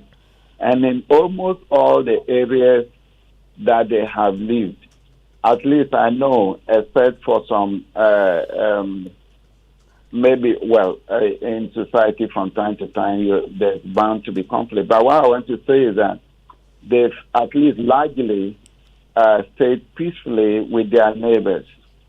So what it simply means is that the Guans are very critical when it comes to the unity of this country.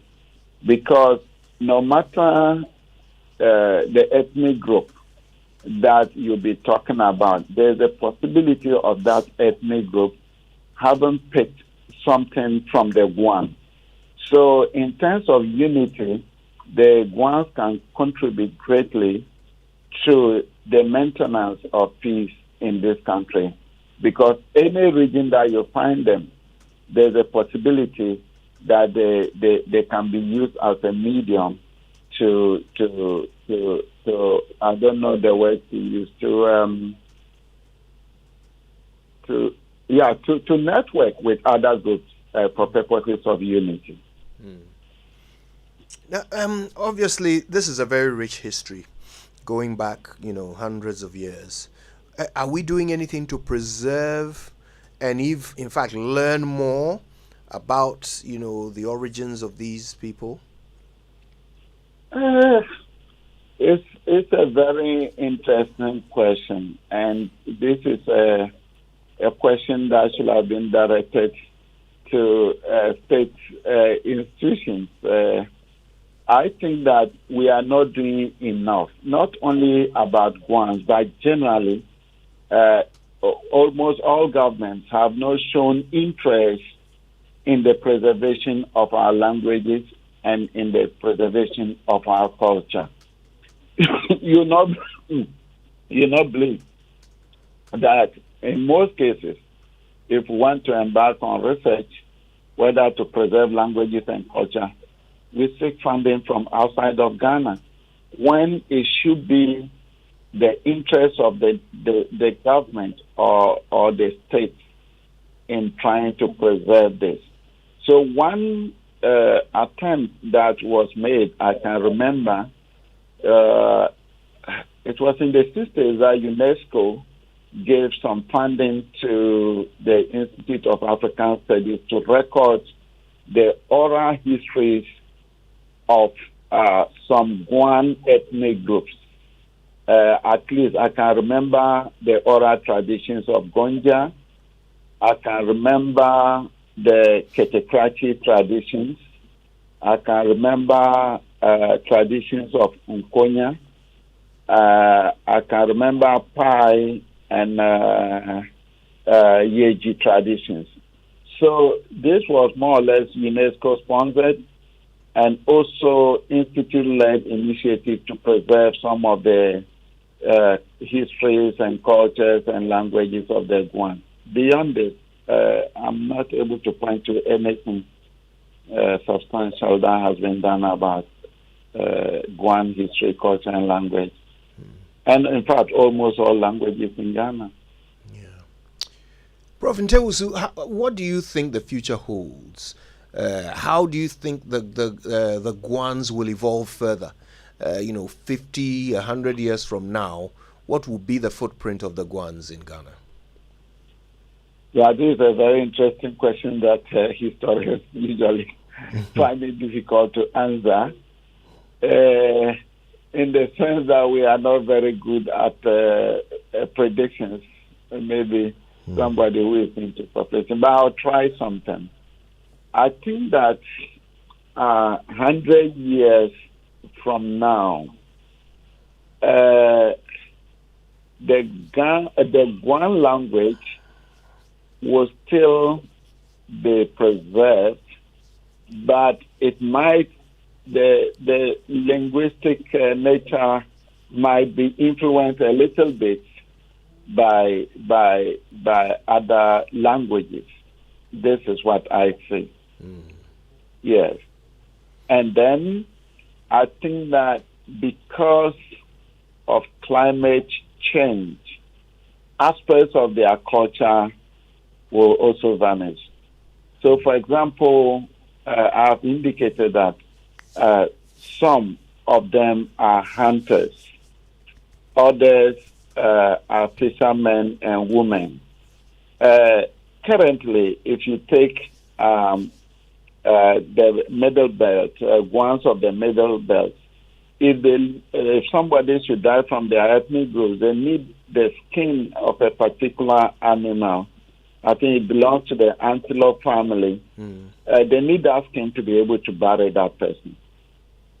But how many antelopes do we have these days? So already it's becoming very difficult for some of them to be able to bury their dead using this skin from this particular animal, for example. So I see that climate change generally and its effect on the environment and biodiversity has a tendency to affect aspects of their culture. Wow. And I also think that already there used to be this very powerful female cult that is environmentally oriented. It's called the Okuoku or the Okule. Now, every year, women who belong to this cult go into the forest. They observe the extent to which there's a change in biodiversity. Then when they come, they are able to inform society through songs and through taboos. I think the last time that we had recruitment into this cult, especially in some areas, was in the 1980s.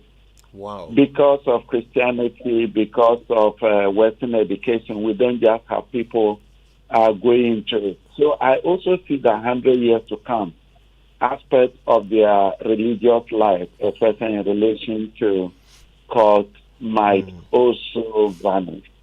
That's what I think. That's quite an intriguing picture of the future.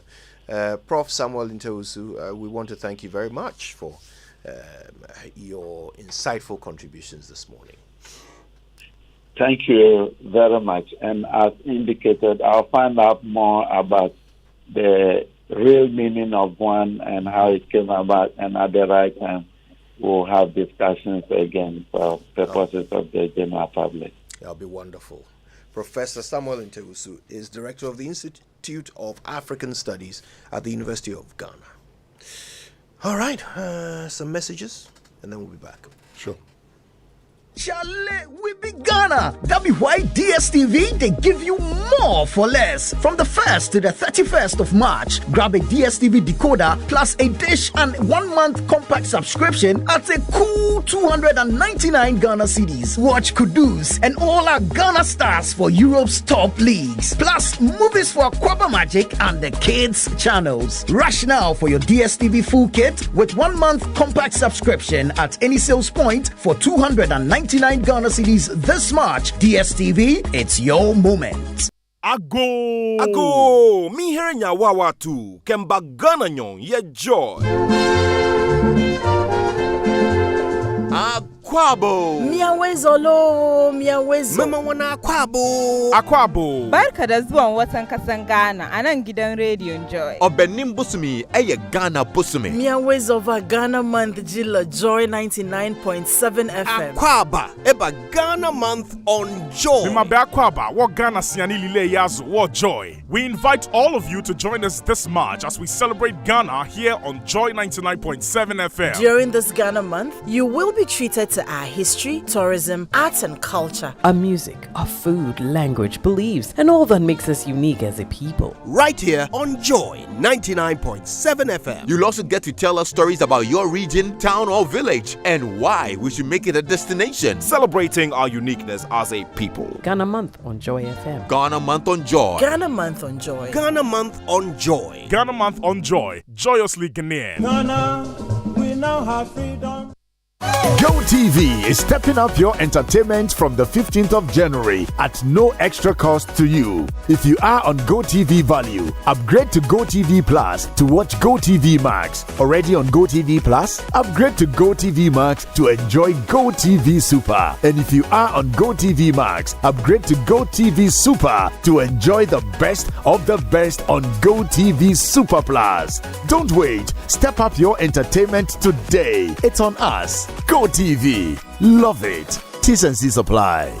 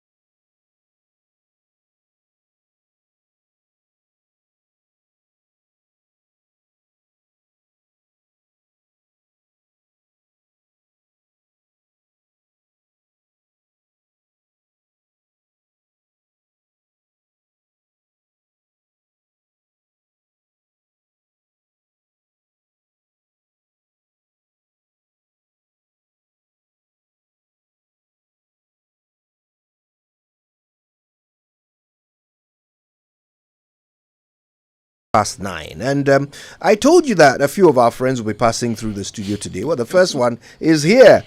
He is Dr. Eli Atipui. Dr. Atipui is a registrar at COMAS, and relax, I'll tell you what COMAS is in just a moment. First, Doc, good morning. Good morning. It's always nice to see you. How are you? I'm good. Excellent, excellent. Yeah. All right, so COMAS, the College of Medical and Allied Sciences. Medicine and Allied Medicine, Science. forgive me. Yeah. Medicine and Allied Sciences. Now, this is a private medical training institution. Yes. And of course, you're offering medicine. Yeah. But your sole entry path is the Graduate Entry Medical Program, That is or the so. GMP. Yes, GEM, as they call it, yeah. Fantastic. Yeah. Okay, well, I mean, tell us a little bit about COMAS. As the name stands, it's a College of Medicine and Allied Sciences. Apparently, it's a private, or I should say the third private medical school in Ghana. Wonderful. You know, we have the other two, the Family Health and also the Accra College of Medicine. So we are the third medical school in Ghana. And is situated at Agbugba, North Legon. And as you say, we intend to really, or we are offering the Graduate Entry Medical Program. What it really means is that you need to be a graduate of a science background, before you enter the College of Medicine and Allied Sciences. Right. And apparently, when we're talking about the graduate entry program, we need to differentiate this from the United States system, where you could do any program and then you go in. But in our case, you need to enter with a science background. Excellent. Yes. Now, of course, you have a bit of competition. You've already mentioned there are 2 other private colleges. What would make us choose Comas over any of the others? They are very important things that we do, that we tend to do. With my background, having been a regulator for some time and then having now gone into training, we need to really catch a niche for ourselves. So at the end of the day, there are 4 areas that we are looking at, in addition to the fact that you want to be a doctor. And the 4 areas are, we are offering French. Oh, wow. Yeah, so Wow. at the end of your training, you should be able to consult in French. That's fantastic. That is one. We are looking at research. Doctors in general, from experience, they are not very much really interested in conducting research and all that. So there are a lot of things that go to the research institutes and others, and we think that before you pass out of College of Medicine and Allied Sciences, you should have conducted a few or that imbibe that interest of research. Then the other one is entrepreneurship. Oh, wow. Dr. Chikwi worked for the medical sector for a long time. Now he has to go and work for somebody. The question is, how many of our doctors want to dare into doing things that can really help them put their experience and knowledge to bear? Unless, of course, they ride on the back of somebody. But we think that doctors coming out of our institution should be in a position to establish, go into partnership and do a lot of things on their own. So one other key area is entrepreneurship. Wow. So we're talking about French, research, entrepreneurship. And the last one, the E, is ethics.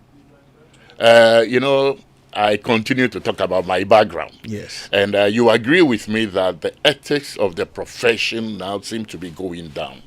We want to really get a system in place that anybody who would have passed through the walls of commerce, and that individual is working in a hospital, having seen a patient, the patient would turn around and say, where did this particular doctor train? Because of your approach to the patient and what you do. So we're looking at French, research, entrepreneurship, and ethics. Wonderful. Yeah, so that is those are going to be our strong areas, so that at least we would have couched a niche for ourselves. And if you look at our vision, it's a globally acclaimed institution for training, research, and service. Indeed. So whatever we do should not differ from what happens in terms of our training. If you go to the best schools in the US, you go to the best schools in the UK, you go to the best school across the globe. So we want to be globally acclaimed, institution for training, research, and health. Fantastic. Yeah. All right. Now, you've told us about what's unique. Maybe you can tell us also about the traditional programs that you offer? No, the traditional programs, like I did indicate, we train people to come out with a Bachelor of Medicine and Bachelor of Science. That is an MBCHV, which is obtained at the end of the training from any medical school. But we have 2 other programs to support this. We're doing a Bachelor of Medical Imaging. Oh. Yes. And we are also doing a Bachelor of Science in Health Information Management. So, in the first place, our key area basically is the medicine. But again, you need people with diagnostic imaging to be able to help in the health sector. And also health information management.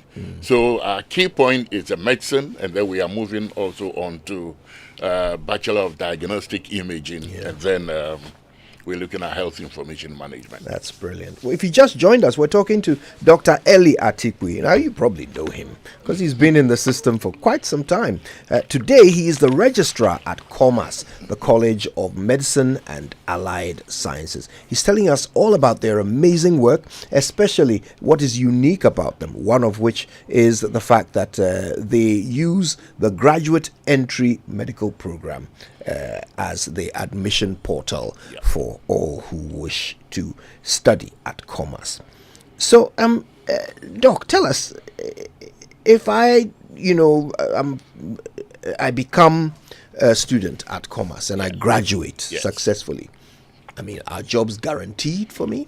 Have you been told that any doctor in Ghana is unemployed? But again, that is by the way. But let's look at the number of doctors that we have. I can say that we have about 12,000, 13,000 registered doctors in Ghana. And the population is what? The population is 31 million.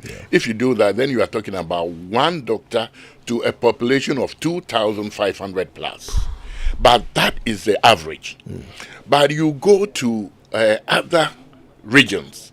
Let's take a region like the OT region, which has a population of a little over 700,000. And I don't think that OT region has more than 12 doctors. Oh, my word. So if you work it out, then you are looking at the fact that one doctor is going to take care of over 50,000 individuals, which is completely unacceptable. Now, coming down to the average, one doctor to 2,500. What is the WHO acceptable range? It's about one doctor to 1,000. And what is the turnout? How many doctors in Ghana? How many do we produce in Ghana? Well, we're looking at less than 1,200. So how long is it going to take you to really get the required numbers? You are increasing the numbers, the population is increasing, and therefore the demand is going to be high. So I need to give the assurance that, whether you come to Commerce or any other medical school, you are sure that you're going to get some work to do.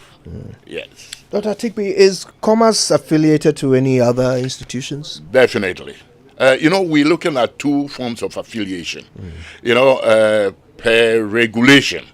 If you are starting, until recently you are not supposed to be affiliated, or you are not supposed to be a mentoring institution, or you should have a mentor, a mentoring institution. Currently, we are affiliated to University of Cape Coast. I hope you're not going to ask me a question as to why University of Cape Coast, but the fact is that we are affiliated. We are affiliated to University of Cape Coast, because if you look at University of Cape Coast, it's the best university in Ghana. It is. It's about the best or the second best in West Africa. And about the third or fifth best in Africa. Absolutely. So you look out for the best and get affiliated to the best because you want to be the best. Precisely. Now, then that is our academic affiliation. But you see, since we are offering medicine, we need to really have areas where our students will really do their clinical rotations. We don't want to get ourselves congested in Accra. So with Kolebu, for example, we don't want to get ourselves in there, because you go there and, when ward rounds have been done, you see a stream of people following 2, 3, 4 professors. And if you are the lazy type, you are at the back of the queue. I mean, you wouldn't really get on hand. So we have decided to really move out of Accra. So we are looking at institutions like the Eastern Regional Hospital at Koforidua. We are looking at Tetekwashi at Mampong. We are looking at Shai Usudoku at Dodowa. We are looking at Gan East Hospital and Kwabinya. If you come to the bigger ones, then we are talking about Ridge Hospital and 37 Military Hospital. But we want our people to really get started having the regional orientation and the district orientation. And I'll tell you that the hospitals that I've mentioned are very good hospitals. They have the required specialists where, students can really interact with the specialists. Now, when you come to the other programs, for example, the Bachelor of Diagnostic Imaging, we are looking at institutions like Quest they call it Lancet, because there are two parts. Yes. The radiology area and then also the other chemical lab area. Mm-hmm. We want to get affiliated to that. We are looking at institutions like Uracare. Mm-hmm. We are looking at institutions like Accra Medical Center. So basically, we want to really use the best of the institutions in Ghana. No doubt. Accra Medical Center is one of them. But because we are affiliated to University of Cape Coast, basically the Cape Coast Teaching Hospital is one of our institutions. Fantastic. Yeah. Well, let's look global for a moment. I mean, how globally accepted is the certificate from Commerce? If I go looking for a job, outside, or perhaps to study further outside. For the start, we're going to have certificates issued by University of Cape Coast. That's right. And now, if the University of Cape Coast School of Medical Sciences certificates are accepted globally, then definitely, because Cape Coast will not issue their certificates to any institution if they haven't really noted that that institution have met their standards or their requirements.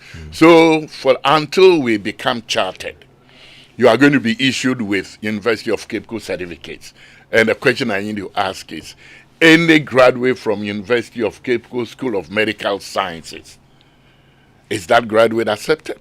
Anywhere, the answer is yes. Absolutely. So once you are coming out of Commerce, your certificate that you will be issued will be accepted globally. Well, Dr. Eli Atikwe is the registrar at Commerce, College of Medicine and Allied Sciences. Doc, before you leave us, why don't you, tell us how we can learn more, how we can get in touch with Commerce, and in fact, when the academic year begins. We have a website. We'll give you that information.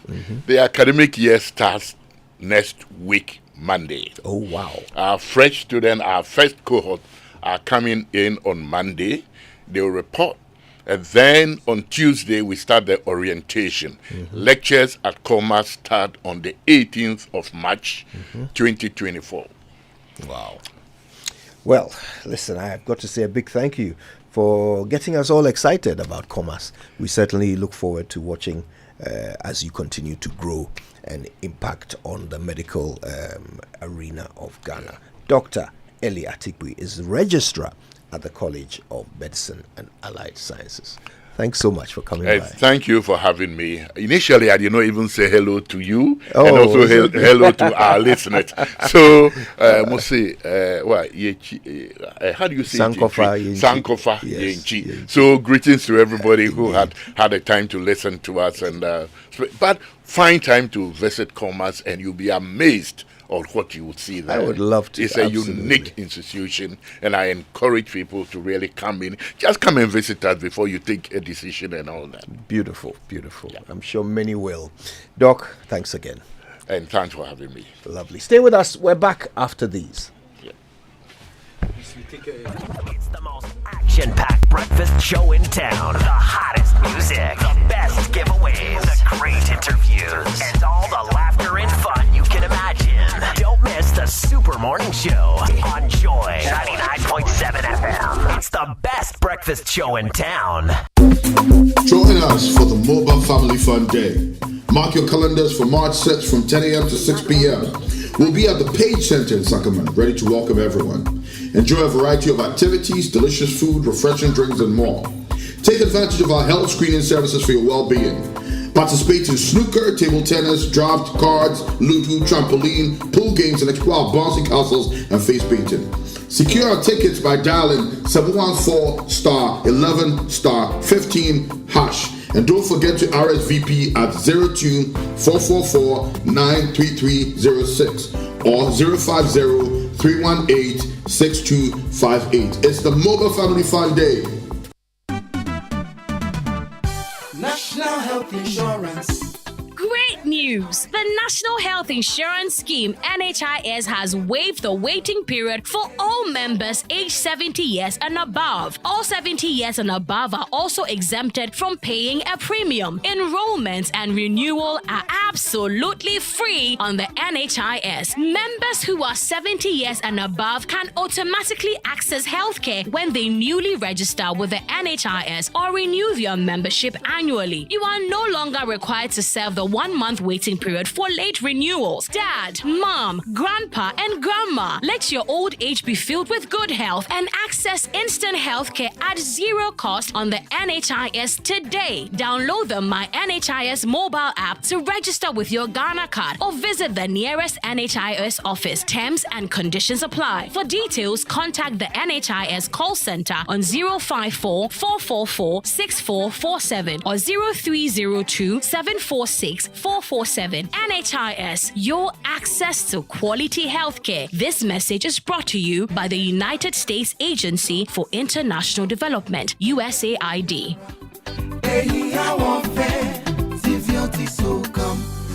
Nana Banamoa's Women of Valor is back on Thursday, 7th March 2024. Renowned Ghanaian film director Shirley Frimpong Manson, Nigeria's Rita Dominic, and South African Bonang Mateba will share their untold stories of courage in a crowd. To attend, register now at www.womenofvalor.co to join us at 9 a.m. on the 7th of March at the UBSA Auditorium. Women of Valor is in partnership with Chango for your group contributions and crowdfunding. MTN, Verna Water, theGhanaReport.com, Zenith Bank, Binance, Compassion International, Ghana Good Skin Foundation, Minimal RX, All My Hair, Office & Co, My Party Place, Beautiful Beneath, Goba Kinti, Ignite Youth Empowerment Initiative, SG Etiquette Consulting, Kiari Realty, Alliance Media, DDP, Max, Premier 369, First Class Solutions, Care Beauty Spa, Zinc Cosmetics, Image Bloom, Stannis Beauty Studio, Glam Brushes, and Wella Dazzles. And supported by Joy 99.7 FM.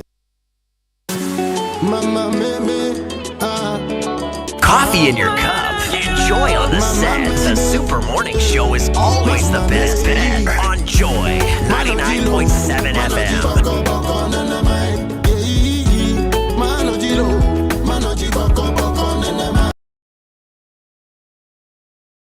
You're welcome back. It's the Super Morning Show on Joy, and we've got more conversations for you.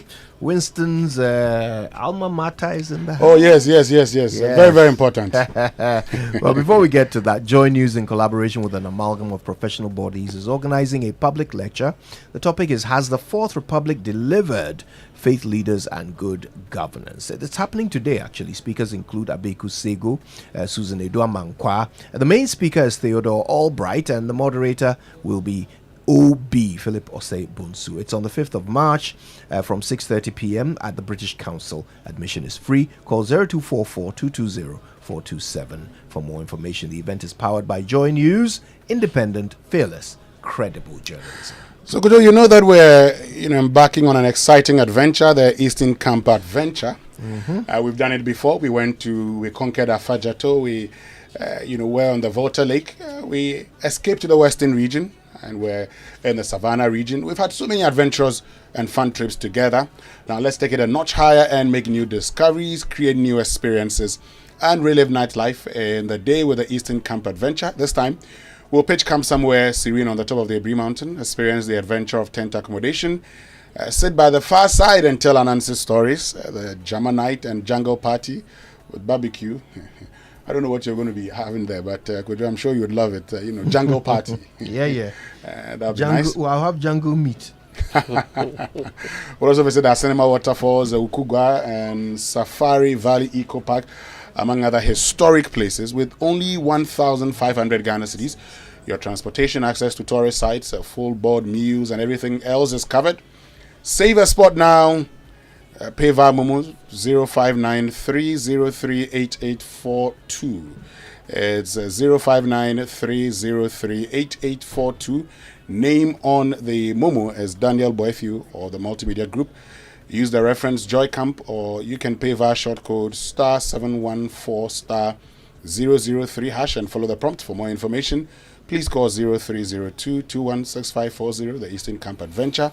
Discoveries, fun, and memories. Now, get your morning off to the perfect start with Wanted Coffee's delightful brews. Whether you crave the classic taste of Americano or the tempting flavors of hazelnut, vanilla, or dark chocolate, we've got you covered. Start right with a cup of 100% Arabica coffee. So, Winston, who do you have? Yes, I'm joined by Richard Nyaku, who is the president of the Old Mali Students Union. For us, we call him Butelezi. Yes, he's a big man. Because tomorrow, the 6th of March 2024, we launch the 75th anniversary of Mali School, which will be next year, 2025, having been established in 1950. Mali School, the pride of Volta, turns 75 next year. Richard Nyaku, good morning. Thank you very much for joining us, Mr. President, as I'd like to call you all the time. Good morning, and thanks for having me. Hope everything is fine and you're doing well. Yes, doing very well. And how is Mali School doing since you were in Ho not so long ago? Well, Mali School is doing well. Can always be better, but they are doing well. I mean, academic life is booming. Everybody is playing their part, trying to keep the spirit up. There's a lot of euphoria about the anniversary coming up. So yeah, they'll be joining us tomorrow actually at the International Conference Center. Before we even talk about the anniversary, before we discuss the theme, you've talked about Mali School doing well and everybody playing the part. And, you know, whenever we meet like this, it's important to establish the roles that others have played and how the school we've all grown and come to love even started. So like we say, for the uninitiated, for those who are not aware, tell us briefly how this great school came into being. Okay, so Mali School was started by the EP Church, and the history is that there was a complaint made at the UN about the British Togoland not having a second cycle institution, a secondary school to be precise. So government at the time, the British government had to collaborate with EP Church and establish a school. So the church went in search of a scientist. Okay, so Reverend C.G. Baita went to the United States scouting for a scientist who is also, it's a Christian school, so they wanted an evangelist who should also be a scientist to establish the school. And one gentleman by name Reverend Dr. Walter P. Trost accepted the challenge, moved down here with his family, actually his wife and his two kids, 2.5 years and a 1-year-old child, and came by ship to Takrady and then made a journey to Ho to start a school. That is how Mali School started in 1949, and then the school actually was inaugurated in January of 1950. That is how we got here today. Great. So in effect, this is a school discussed at the UN because British Togoland, while we're having conversations about the union with Ghana, didn't have a secondary school. And over here, the emphasis on British Togoland. We like to say Mali is the only school that was established by a UN charter. Yes, only school that have been discussed globally. Right. And the British government then decided to provide a grant right. to have the school started. It's been 74 years. I'm sure this is not where many of us would have wanted to see it. But of course, let's look forward. Let's look into 2025. Let's look at tomorrow. What's happening tomorrow? Well, tomorrow we are all converging at the International Conference Center to launch the anniversary. The anniversary is going to be a year-long, as you already said, it's in 2025.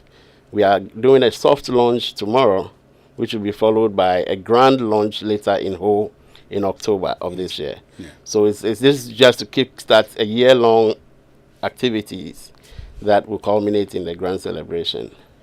So tomorrow, at what time is the event starting? Where's the venue? 10 a.m. Accra International Conference Center. And the excitement is there. Yeah, we've invited a lot of people, and every Maulian that is listening to me today, the place to be tomorrow is Accra International Conference Center. Come, let's do it as a family, like we always do. I saw one lady, what's her name? Is it Deborah or Dorothy Williams? Formerly Amedume. And once she saw her, she was like, I hope you guys are coming to the conference center. You don't mean Doreen Dedume? Doreen Williams. Yes, Doreen Williams. Yes, definitely. Doreen Yes, Williams. yes, Okay, yes. now I get the name right. Yes. Yes, Doreen Williams. Yes. Yes. She's UMSU 78. Yes. Good, yes. Was for a long time UMSU treasurer for North America. Oh, good. Yes, Good. Doreen. So yes, I mean, I saw her at the University of Ghana, and she was so happy. She was inviting all of us to be there tomorrow. But I mean, as we're talking about the anniversary, was the theme for the 75th anniversary? Maoli School at 75, empowering the head, heart, and hand into the future. It will be delivered by, the keynote speaker is Professor Smile Gavoa GC. Oh, okay. Who is the immediate past rector VC for Koforidua Technical University. Yes, sir. I remember her. Okay. So, empowering the head, heart, and hand into the future. That's not so different from the 60th anniversary, theme that was delivered by Budute. But Maoli School, our motto is head, heart, and hand. Yeah. And the head stands for academic excellence. The heart is for love of humanity and for God. And then the hand is, our skill, our hard work. That's what we've never liked as students. That theme would always run through all our celebrations. And it's actually a part of us. Every Maolian has these things embodied in their psyche.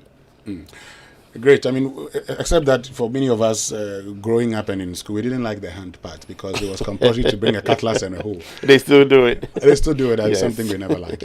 But, Mr. President, for those who are listening to us, you've made the point. A school established because at the time there was complaint about no secondary school in British Togoland. So even at the UN, the EP Church had written, got the school established. A school that chalked a lot of first. We're told that when the director of education came to see what Reverend Trost had introduced bunk beds, double beds. Right. He decided to copy it and do same in all over schools, Ghana, because at the time in Ghana you didn't have that. A school that started the whole concept even of a school farm. That was also something that was never happening in Ghana until it was started. I mean, there are lots that we can talk about, but today, for that person listening to us, and for that old student, why should him or her, he or she, be part of the event tomorrow? Well, because it's a family affair, Maoli is our collective pride. And chalking 75 years of academic excellence is no mean achievement. And as we launch it, there is no better place to be than to be at the launch. We are doing this together as a family, and we are inviting all Maolians, sympathizers, and friends of the school to be with us. Great. Richard Nyako, thank you very much for joining us. I'll be there. I definitely will be there tomorrow. Yes. 10 to 2. 10, yes. Starts at 10 a.m. By 2 p.m. we are out of there. I like the 2 p.m. part. Yes. that's where the jamboree starts. There'll be after party, definitely. That's where the jamboree starts. Thank you very, very much for joining us. And folks, you know where we have to be tomorrow. It's at the Accra International Conference Center. Please make time to join us. This is the Super Morning Show. More after these.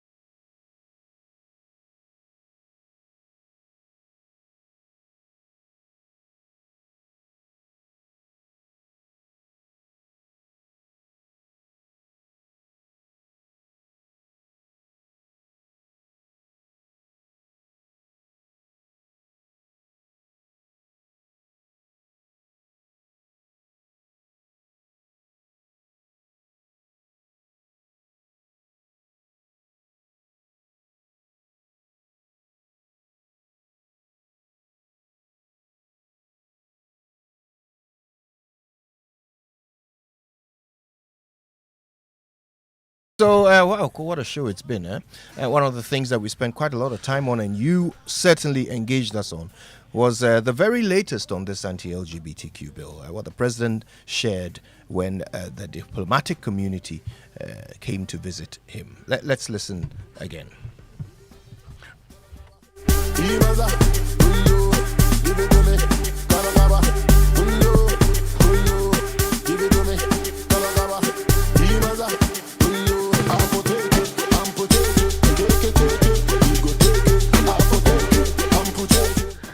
And could you, of course, talking about anti-LGBTQ, well, one of the things the president talked about when the U.S. Vice President Kamala Harris came to visit Anado, talking about the fact that, this is actually a law that's emanating from, Parliament. Has got nothing to do with his, government. But of course, also before then, Anado had talked about the fact that same-sex marriage would never happen under his tenure in Ghana. So we'll bring you all of these sounds, but until then, we're out of the studio. My name is Winston Amwa.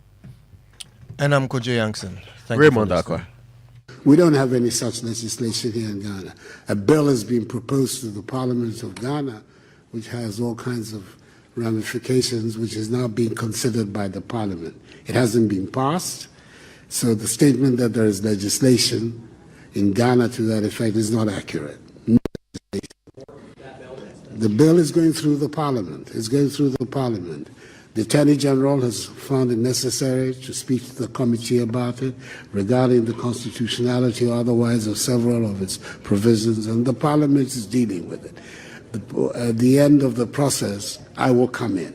But in the meantime, the Parliament is dealing with it. And I have no doubt that the Parliament of Ghana will show, as it's done in the past, first of all, its sensitivity to human rights issues, as well as to the feelings of our population, and will come out with a responsible response to the proposed. The legislation was a legislation that has been provided as a private member's bill.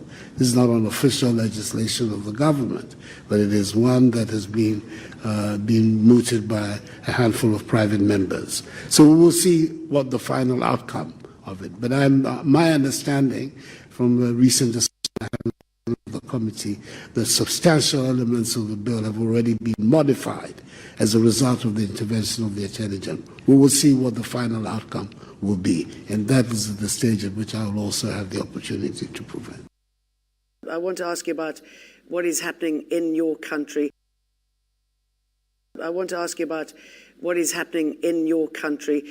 And homosexuality, for example, which I believe is illegal and it's punishable. I mean, why is homosexuality still illegal in your country? These the social, cultural issues, if you like. I don't believe that in Ghana so far a sufficiently strong coalition has emerged, which is having that impact on public opinion that will say, change it. Let's then have a new paradigm in Ghana. Is that something you would get behind? I think that it is something that is bound to happen. And when that happens... What's going to provoke it? What's going to make it happen? Oh, it's the activity, like elsewhere in the world. Like elsewhere in the world, the activities of individuals, of groups. I grew up in England. I went to school as a young boy in England, and I grew up at a time in England when homosexuality was banned there. It was illegal, and I lived a period when British politicians thought it was anathema even to think about changing the law, and then suddenly the activities of individuals, of groups, a certain awareness, a certain development grew and grew and grew stronger, and it forced a change in law. I believe that those are the same processes that will bring about changes in our situation. At the moment, I don't see that in Ghana there is that strong current of opinion that is saying this is something that we need even deal with. It's not so far a matter which is on the agenda. I've said this before, and let me in conclusion stress again that it will not be under the presidency of Nana Addo Dankwa Akufo-Addo that same-sex marriage will be legal. That same-sex marriage will be legalized in Ghana. It will never happen in my time as president. Let me repeat, it will never happen in my time as president. Coffee in your cup and Joy on the set. The Super Morning Show is always the best bet on Joy 99.7 FM. 10 o'clock.